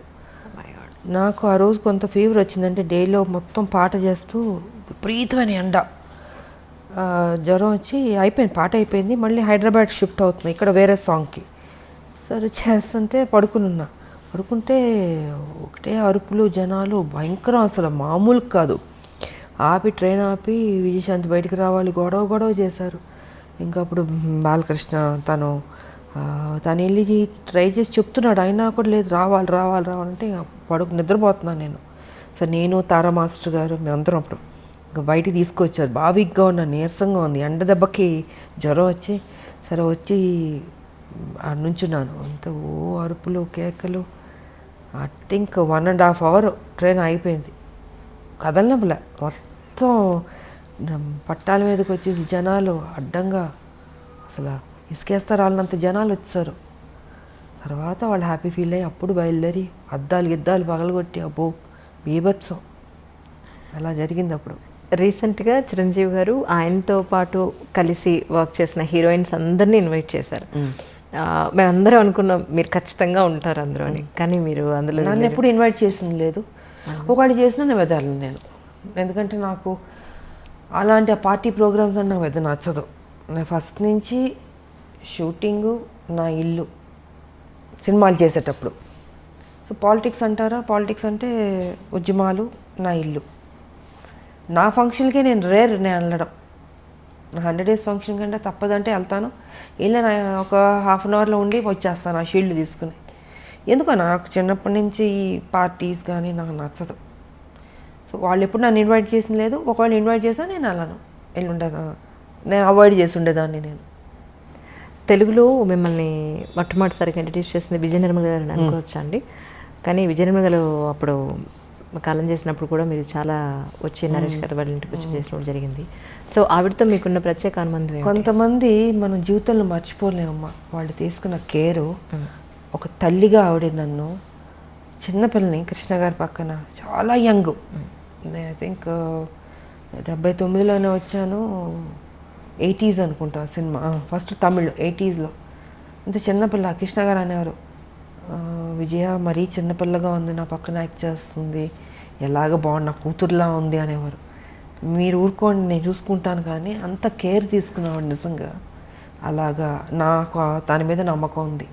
తను పెద్ద స్టార్ అవుతుందని ఆవిడ కూడా అంత కేర్ తీసుకుందమ్మా. అందుకే ఆవిడ పోయినప్పుడు కూడా నాకు బాధ వేసింది. కొంతమంది మనం మర్చిపోలేం. ఆవిడ కానీ, అంకుల్ దాసరి గారు కానీ, టి కృష్ణ గారు కానీ, నా జీవితంలో నా లైఫ్ మారింది వాళ్ళ వల్ల. ఎలా మర్చిపోతాం చెప్పండి. సో నా ఫస్ట్ ఫిలిం భారతిరాజా గారు, ఇలాగా కొన్ని మర్చిపోలేం. ఇంక మిగతా డైరెక్టర్స్ అంటారు, ఎస్ అఫ్ కోర్స్ నాకు మంచి సినిమా పాత్రలు ఇచ్చారు. విశ్వనాథ్ గారు, జంధ్యాల గారు, మోహన్ గాంధీ గారు, కోడిరామ్ కృష్ణ గారు. సో ఇలాంటి హీరోయిన్ సబ్జెక్ట్స్ చేసిన వాళ్ళు డైరెక్టర్లు, వాళ్ళని కూడా నేను మర్చిపోలేను. ఆ గౌరవం ఎప్పుడు ఉంటుంది నాకు వాళ్ళ మీద. కానీ రాజకీయాల్లోకి వచ్చిన తర్వాత, ఎన్నాళ్ళ రాజకీయ జీవితం చూసిన తర్వాత, ఇక్కడ మీరు నేర్చుకున్న లెసన్ అంటే ఏం చెప్తారు? రాజకీయం అంటే పాలిటిక్సే ఉంటుంది. పాలిటిక్సే ఉంటుంది కదమ్మా. ఆ ట్రిక్స్లో మనం వెళ్తూ ఉండాలి, ఎత్తులకు పై ఎత్తులు వేస్తూ ఉండాలి. విజయశాంతి గారితో అవుతుందా అంత రాజకీయ ట్రిక్స్? అలా 25 ఏళ్ళు అయిపోతుంది కదా. అవుతుందా అంటే మరి తెలంగాణ తీసుకురాలేదా, కొట్లాడలేదా? ఏ టైంకి ఏ రకంగా మనం ఇవ్వాలో ఆ దేవుడే నిర్ణయిస్తాడు. జీవితంలో ఒక మంచి దారిని మనం ఎన్నుకున్నాం. ఆ మంచి దారిలోనే నేను వెళ్తున్నాను. ఆ మంచి దారిలోనే నేను సక్సెస్ అయ్యాను. నేను తెలంగాణ అచీవ్ చేయడం అన్నది ఇట్స్ నాట్ అ జోక్. ఒక రాష్ట్రం, నేను ఉద్యమం టేకప్ చేసినట్టు అందరూ నన్ను వెటకారంగా మాట్లాడేవారు. ఈవిడ ఒక మహిళ, ఈవిడ తీసుకొస్తుంది, ఈవిడ కొట్లాడుతుంది, ఈవిడికి అవసరమా, సినిమాలు చేసుకుని హ్యాపీగా ఉండడం ఎందుకు ఈవిడికి, అన్నీ అన్నారు. అన్ని మాటలు పడ్డాను. నేనేం పట్టించుకోలేదు. నేను అనుకుంది సాధించాను. అనుకునేవాళ్ళు అనుకుంటారు. ఏ టైంకి మన బుర్ర ఏ రకంగా ఆలోచించాలో ఆ బుర్ర, ఆ ఆలోచన దేవుడు డెఫినెట్గా ఇస్తాడు. క్రిమినల్గా ఉండే పాలిటిక్స్ చేయక్కర్లేదమ్మా, మంచిగా కూడా పాలిటిక్స్ చేయొచ్చు. ఇప్పుడు కేసీఆర్ బుర్ర అయితే మాకొద్దు, ఎవడో కోరుకోడు. సూర్యకాంతం గారి క్యారెక్టర్ చూసి అమ్మో సూర్యకాంతం గారు అని భయపడేవాళ్ళం. కానీ నిజంగా ఆవిడ చాలా మంచి ఆవిడ, తెలుసా మీకు? అవును, సినిమా పాత్ర అలాగుంటుంది. సో ఆవిడ పేరు కూడా పెట్టేవారు కాదంటే చాలామంది పుట్టినవాడికి ఇంకేం భయం అంటే. బట్ ఆవిడ అంత బంగారం అసలు. నేను నాతో పనిచేశారు ఆవిడ, వండర్ఫుల్. ఆవిడ కానీ నిర్మలమ్మ గారు కానీ ఎంత మంచివాళ్ళు వాళ్ళు. సో కొంత మన సినిమా పాత్రలు చూసి భయపడతాం, కానీ కేసీఆర్ ప్రత్యక్షంగా చూసి భయపడుతున్నాం. అంటే అంత భయంకరమైన క్యారెక్టర్ కాబట్టి ఆయనలా వద్దమ్మ. ఇలాంటి పాలిటిక్స్ చేయక్కర్లేదు. చక్కగా పాలిటిక్స్ చేయొచ్చు. మనం అనుకున్నది ఇంకా బెటర్గా చేయొచ్చు, ప్రజలకు ఉపయోగపడేటట్టు చేయొచ్చు. అదే మ్యామ్ నా ఉద్దేశం కూడా. అంటే 100% చేయొచ్చు. నేను ఎంతకాలం మరి మంచిగా అనుకునేది చేశాను, ఫ్యూచర్లో కూడా అదే మంచిగా చేస్తాను నేను. తెలంగాణకు సంబంధించి ఇన్ కేస్ కమింగ్ ఫ్యూచర్లో మీరు కూడా వన్ ఆఫ్ ది అధికార పార్టీ బీజేపీ కనుక అధికారంలోకి వస్తే మీ ఉద్దేశ ప్రకారం తెలంగాణకి ఏమేం చేస్తే బాగుంటుందని మీరు అనుకుంటున్నారు? నా Telangana, I love Telangana. Develop అవ్వాలి. చాలా ఉన్నాయి సమస్యలు. ఇంతకుముందు తక్కువ ఉంది, ఇప్పుడు ఎక్కువ ఉంది. ఇప్పుడు రోజు రోజుకి ప్రజలు కష్టాల్లోకి వెళ్ళిపోతున్నారు. బెటర్మెంట్ లేదు లైఫ్. సో దీన్ని బెటర్మెంట్ చేయాలంటే ఒక నేషనల్ పార్టీ వల్లే అవుతుంది. అది వాళ్ళ బీజేపీకి సాధ్యం అవుతుంది. మోడీ గారు ఇంకా మంచి మంచి పనులు చేస్తున్నారు కాబట్టి. సో మేమందరం డెఫినెట్గా వెళ్ళి మోడీ గారితో చెప్తాం, మాకు ఇది కావాలని మేము అడిగి తీసుకుంటాం. మేము మా తెలంగాణకి ఇస్తారు ఆయన. ఇప్పుడు మొత్తం భారతదేశానికే వ్యాక్సిన్లే ఫ్రీగా ఇస్తున్నారు, రైస్ ఫ్రీగా ఇస్తున్నారు, ఎన్నో మంచి కార్యక్రమాలు చేస్తున్నారు. బేటీ పడావో, బేటీ బచావో, ఇలాగ ఎన్ని, ఒకటి కాదు రెండు కాదు, చాలా ఉన్నాయి. మహిళలకు కూడా, గర్భిణీ స్త్రీలకు కూడా వాళ్ళ ప్రెగ్నెంట్గా ఉన్నప్పుడు ఖర్చు ఎంత భరిస్తుంది. డెలివరీ అయిన తర్వాత తల్లి బిడ్డలకి వాళ్ళు పౌష్టికాహారం కావచ్చు, మెడిసిన్స్ కావచ్చు, వాళ్ళకి ఏం కావాలో ఆ సదుపాయాలన్నీ ఇస్తుంది. సో చాలా చేస్తుంది బీజేపీ. వాళ్ళ ఎందుకు చేతి మా తెలంగాణకి డెఫినెట్గా చేస్తుంది. మేము అడిగి తెచ్చుకుంటాం. మేము మోడీ గారు మాకు ఇది కావాలి. రేపు దేవుడి దయ వల్ల బీజేపీ తెలంగాణలో వచ్చిందనుకోండి, నిజంగా ప్రజల కష్టాలు తీరినట్టే అని నేను అనుకుంటున్నాను. నేను ఎందుకంటే మేము ఊరుకోం, మేము కొట్లాడైనా తెచ్చుకుంటాం. బట్ కొట్లాడాల్సిన అవసరం కూడా లేదు. డెఫినెట్గా ఈ సమస్య ఉందంటే మోడీ గారు డెఫినెట్గా చేస్తారు. ఆయన ఇచ్చారు, స్మార్ట్ సిటీ అని వరంగల్కి ఇస్తే చేజార్చుకున్నాడు ఈయన కేసీఆర్, ఉపయోగించుకోలేదు. ఎయిర్పోర్ట్లో ఇస్తే అక్కడ మామనూరులో వరంగల్లో ఇంతకుముందు ఉండేది, దానికి ల్యాండ్ ఇవ్వండి ఎయిర్పోర్ట్ ఇస్తారంటే అది కూడా చేయలే. అంటే ఎంత కేర్లెస్. సో ఇలాంటి వాళ్ళకు వద్దు. మాకు మా బీజేపీ వస్తే డెఫినెట్గా మంచి జరుగుతుంది, 100% డెవలప్ అవుతుంది అన్నది నా నమ్మకం. ఇటు రాజకీయ పరంగా కానీ సినిమా రంగం పరంగా కానీ ఇంకా ఇప్పుడు ఒక పాట కూడా పాడినట్టున్నారు మీరు ఒక సినిమాలో కదా, భారతరత్న. భారతరత్న ఒక పాటకు మీ గొంతును కూడా వినిపించడం జరిగింది. ఉదిత్ నారాయణ గారు నేను పాడా. నిజంగా అసలు తర్వాత అనిపించిందా మీకు ఇంకొక పాట ఎప్పుడైనా పాడే అవకాశం దొరికితే బాగుండని ఎప్పుడైనా అనిపించింది? ఎందుకు ఆ రోజు కోటరామకృష్ణ గారు అమ్మ ఇది పాడితే బాగుంటుందని చెప్తే ఇంకా ఆలోచన నాకు ఎప్పుడు లేదు. ఇంకా ఆయన అడిగారు కాబట్టి ఆయన దగ్గరుండి తీసుకెళ్ళి పాడిచ్చారు. బాగానే పాడారు, చాలా బాగా మంచి హిట్ అయింది మ్యామ్ అది సాంగ్. బాగానే పాడినట్టు. సంగీతం నేర్చుకున్నారు మ్యామ్? చిన్నప్పుడు కొంచెం నేర్చుకున్నాను. అవునా? కొంచెం నేర్చుకున్నాను. నాకు ఇష్టం పాటలు పాడడం, నాకు ఇష్టం. బట్ ఆ రోజు పాడాను నేను. మీకోసం మీరు ఒకరు ఉన్నప్పుడు మీ పాట మీరు ఎప్పుడైనా విన్నారా? అంటే మిమ్మల్ని మీరు రిలాక్స్ చేసుకోవడం కోసం. పాట అంటే నాకు ఇళయరాజా గారి సాంగ్స్ ఇష్టం కాబట్టి అప్పుడప్పుడు నేను వింటుంటాను. నేను అవునా? ప్రశాంతంగా మెలోడీ సాంగ్స్ అని బాగుంటాయి, వింటుంటాను. ఇది పాడమంటారా? ఇప్పుడు వద్దు. ఇది ఇంటర్వ్యూ, సరదాగా పాడుకునే రోజులన్నీ పోయినాయి. ఇప్పుడు అంతా కొట్లాడే రోజుల దగ్గర ఉంది ఇప్పుడు. ఎందుకంటే టీఆర్ఎస్ మీద కొట్లాడాలి, ఈ రాష్ట్రంలో తెలంగాణలో బీజేపీని తీసుకురావాలి. సో మా మైండ్ అంతా వాటి మీద ఉంటుంది.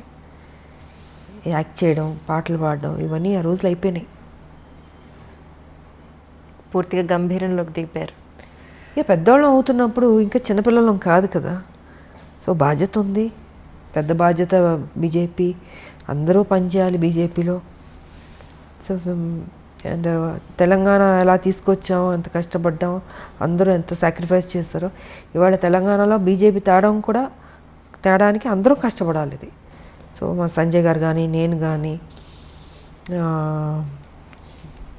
ఇప్పుడు ఈటల రాజేందర్ గారు, అరవింద్ గారు, ఇలాగ అందరూ ఉన్నారు. మ్యాక్సిమం బాగా కొట్లాడే వాళ్ళు ఉన్నాం. మేము యుద్ధం చేయడానికి సిద్ధంగా ఉన్నాం. ఇప్పుడే కేసీఆర్ గారు కూడా అన్నారు కదా, బీజేపీ మీద యుద్ధానికి రెడీ అన్నాడు కదా. సో మేము వెయిటింగ్లో ఉన్నాం, ఎప్పుడు వస్తాడా, కత్తులు కటారాలు కూడా తీసుకురాడు ఆయన. మేమే ఇద్దాం అనుకుంటున్నాం ఆయనకి. ఎందుకంటే ఆయన పాపం అంటాడు కానీ రాడు. ఆయన సంగతి నాకు బాగా తెలుసు కదా. సో వస్తారా రాలా, లేకపోతే ఆయనే గుంజుకొచ్చి వార్ ఫీల్డ్లో పెట్టి కత్తులు కటారాలు నేనే కొని ఇచ్చి చేస్తా అన్నారు కదా మా బీజేపీతో, రండి రెడీ అని చెప్దాం అనుకుంటున్నాను. పేపర్ కానీ, ఎలక్ట్రానిక్ మీడియా కానీ, ప్రింట్ మీడియా కానీ మీరు ఈ మధ్యకాలంలో ఒక నెల రోజులుగా చూస్తూ ఉంటారు. మా ఎలక్షన్స్కి సంబంధించి చాలా హంగామా నడుస్తుంది. సో మీరు ఇంతకాలం మాలో మెంబర్షిప్ తీసుకోకపోవడానికి కారణం తెలుసుకోవచ్చు? తీసుకోకపోవడానికి కాదు, అంటే ఒక స్టేజ్లో ఒక ఇష్యూ మీద నాకు నచ్చలే, డిఫరెన్సెస్ వచ్చింది. ఎదుటి వాళ్ళు ఆ రోజు అధ్యక్షులు పోటీ చేయబోతున్న వాళ్ళు మాట్లాడిన పద్ధతితో నాకు ఎందుకో నచ్చలే.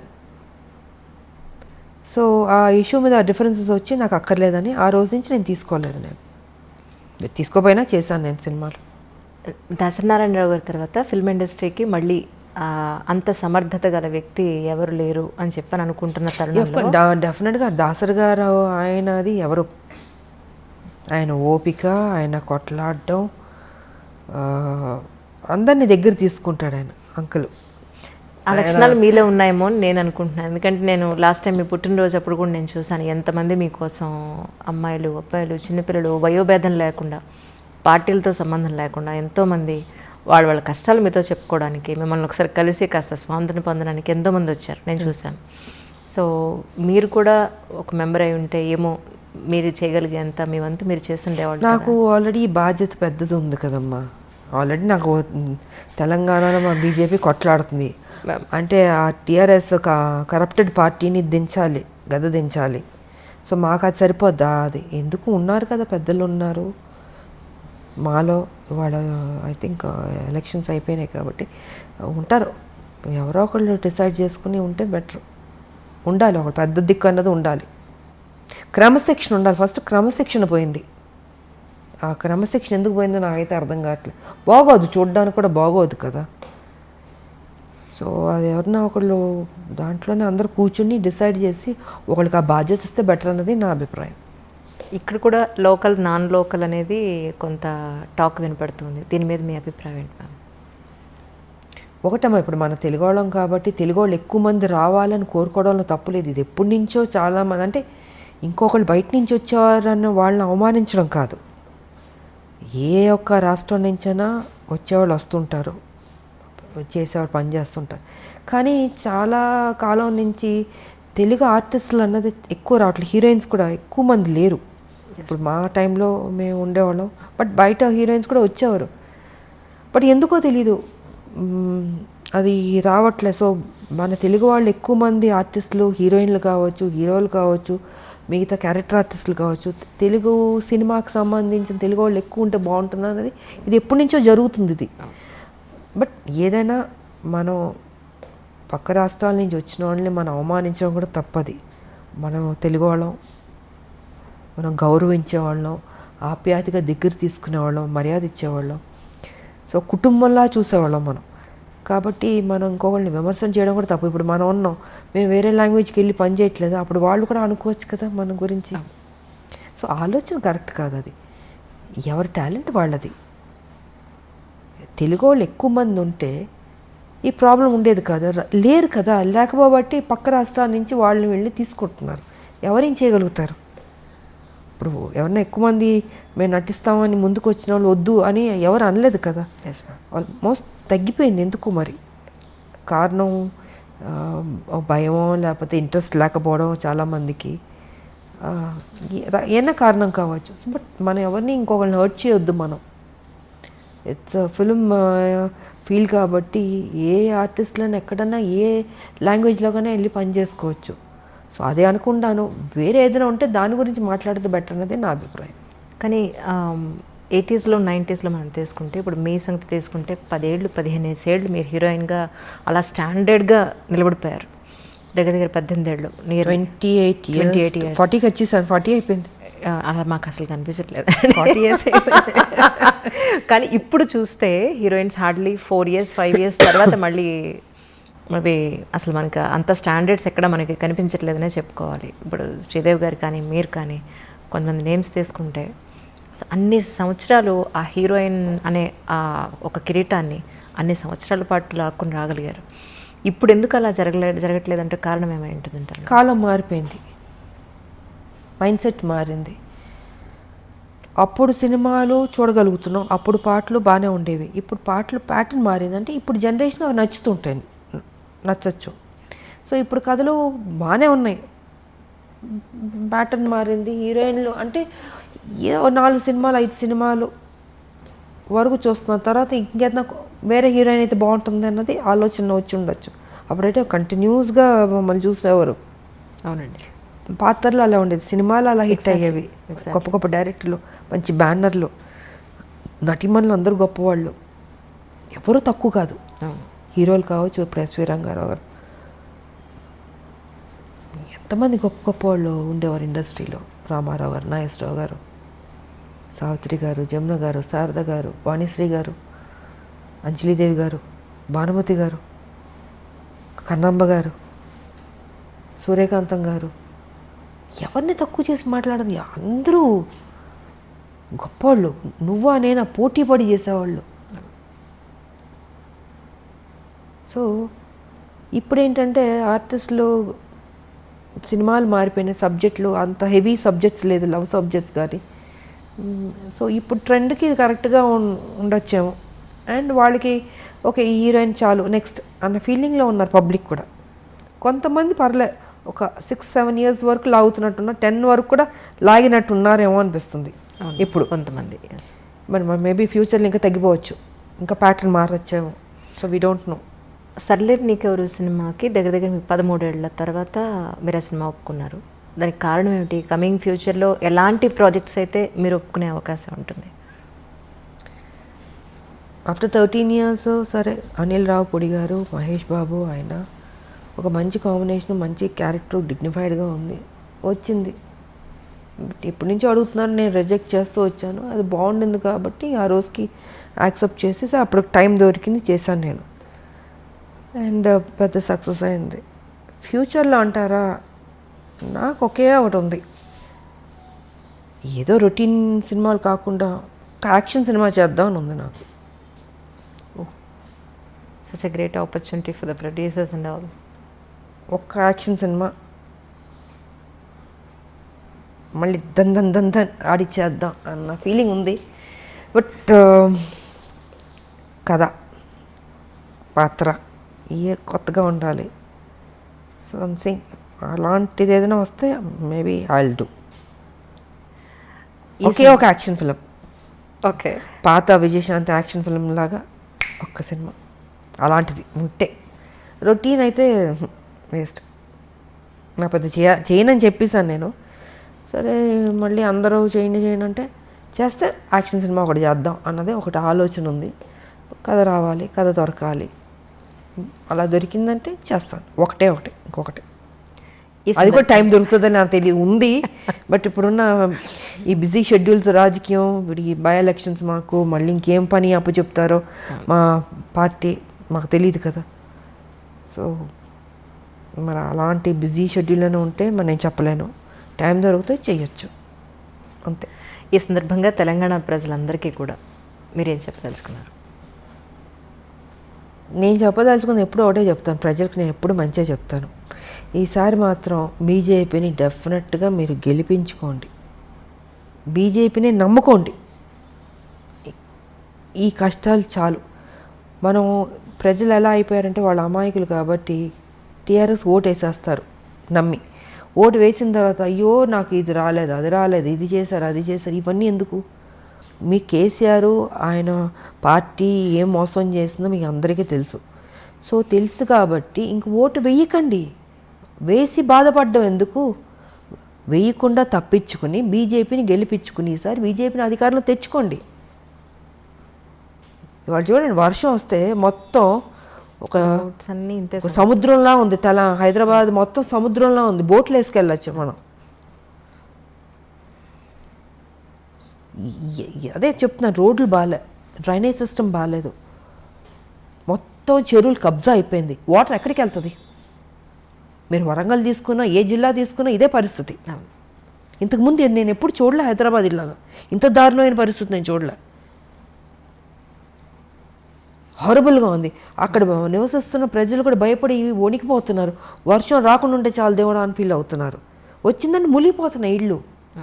మ్యాన్ హోల్స్లో వెళ్ళిపోతున్నాను. నువ్వు మ్యాన్ హోల్స్లో ఎందుకు ఆ సేఫ్టీ తీసుకోవట్లేదు? వర్షాకాలం అని తెలీదా? ఎందుకు తీసుకోవట్లేదు? కేర్లెస్గా ఎందుకు ఉంటున్నారు? చనిపోతున్నారు. బాడీ ఎక్కడికి వెళ్తుంది, ఎప్పుడు దొరుకుతుందో తెలియదు. సో ఇవన్నీ చాలా ఉన్నాయి. మాట్లాడాలంటే అది పెద్ద సబ్జెక్ట్. నేను ఒకటే చెప్తాను ప్రజల్ని, తెలంగాణ ప్రజల్ని, దయచేసి ఇంకా ఈ రాక్షస పరిపాలన మాత్రం మర్చిపోండి టీఆర్ఎస్ని. ఇంకా టీఆర్ఎస్, కాంగ్రెస్, ఎంఐఎం వీళ్ళందరూ ఒకటి. ఇంకెవరన్నా వచ్చినా కూడా ఆయన తీసుకుంటాడు. ఈ డ్రామాలో ఒక డ్రామా ఉంటుంది. కాబట్టి ఇప్పుడైనా మేలుకుని తెలంగాణని కాపాడుకోవాల్సిన బాధ్యత ఇంకా ప్రజలదే ఉంది. సో ఏదైనా ఏ పార్టీకి వేద్దాం అనుకుంటే ఇంక బీజేపీ ఉంది. మీరు ఆలోచించుకోండి. బీజేపీకి ఎప్పుడూ ఇవ్వలేదు మీరు అవకాశం. మరి బీజేపీకి ఇంతకుముందు మీరు ఇచ్చి సరిగా పరిపాలన చేయకపోతే మీరు తిట్టచ్చు. ఇంతవరకు రాలేదు, ఇవ్వలేదు.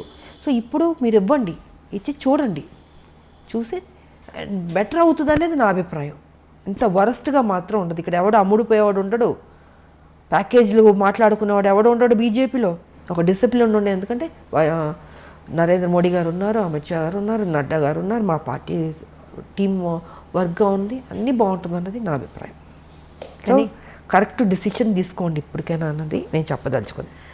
ఈరోజు మీకు ఇంత గుర్తింపు వచ్చిన, రాజకీయాల్లో ఇంత మంచి పొజిషన్లో ఉన్న, మీ పర్సనల్ లైఫ్లో ఇంత గొప్ప స్థాయిలో ఉన్న ఒక లేడీ అమితాబ్గా ఎదిగిన, దీని అంతటికీ కారణం ఎవరు? మీకు రుణపడి ఉన్నారు. సో వాళ్ళకి ఈ సందర్భంగా కృతజ్ఞతలు తెలుపుకోవాలి అంటే ఎవరికి చెప్తారు?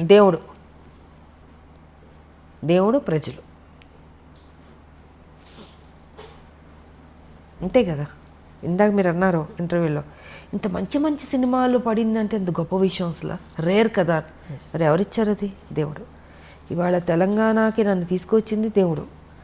నన్ను నడిపించింది దేవుడు, పార్లమెంట్లో కొట్లాడేట శక్తి ఇచ్చింది దేవుడు, నాకు సపోర్ట్ చేసింది ప్రజలు, సినిమాలో కానీ పాలిటిక్స్లో కానీ. సో నేను దేవుడికి ప్రజలకి థ్యాంక్స్ చెప్పుకోదలుచుకున్నాను. నిజంగా ma'am, such a great journey. Actually మీరు ప్రత్యక్ష రాజకీయాల్లో ఎప్పట్లాగానే ఇంకా యాక్టివ్గా ముందుకు వచ్చి ప్రజల సమస్యలు మీ వరకు ఇంకా యాక్టివ్ అంటే మనం ఏదో ఇప్పుడు యుద్ధాలు చేసుకుని మీ అధికారం మీ యాక్టివ్గా చేతిలోకి వస్తే ఉండదు ఇది. ఆటోమేటిక్గా వచ్చినట్టే. ఎందుకంటే ఇది ఉద్యమం కాదు కాబట్టి మనం చేయాల్సిన డ్యూటీ మనం చేస్తూ పార్టీని స్ట్రెంగ్తన్ చేసుకుంటూ పార్టీ ఏ బాధ్యత ఇచ్చినా దానికి కరెక్ట్గా మన పబ్లిక్లోకి తీసుకెళ్ళి సక్సెస్ అవుతుంది. It be very wonderful job అవుతుంది. నో డౌట్ అందులో. ఎందుకంటే యాజ్ ఎ ఉమెన్ మీ దగ్గరికి ఎవరు సమస్యతో వచ్చినా ఆ సమస్యను క్లియర్ చేస్తారని పర్సనల్గా చాలామంది చెప్పిన వాళ్ళు ఉన్నారు.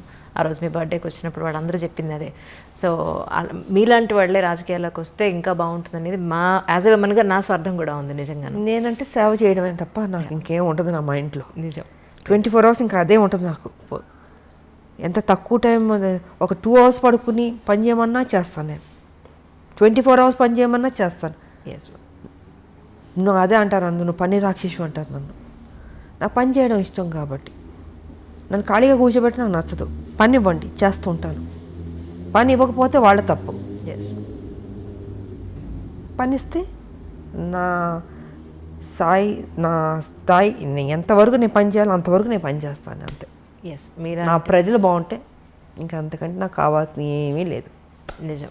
మీ చేతిలోకి తొందరలో అధికార పార్టీ అనండి తెలంగాణలో మీ చేతికి అధికార పగ్గాలు రావాలని చెప్పి మనస్ఫూర్తిగా యాజ్ ఎ విమెన్గా కోరుకుంటున్నాను. మా బీజేపీకి అధికారం వస్తే డెఫినెట్గా మంచి చేస్తుంది. Thank you ma'am. Thank you so much for your great conversation. Thank you ma'am. I dream ప్రేక్షకులందరికీ విజయదశమి శుభాకాంక్షలు.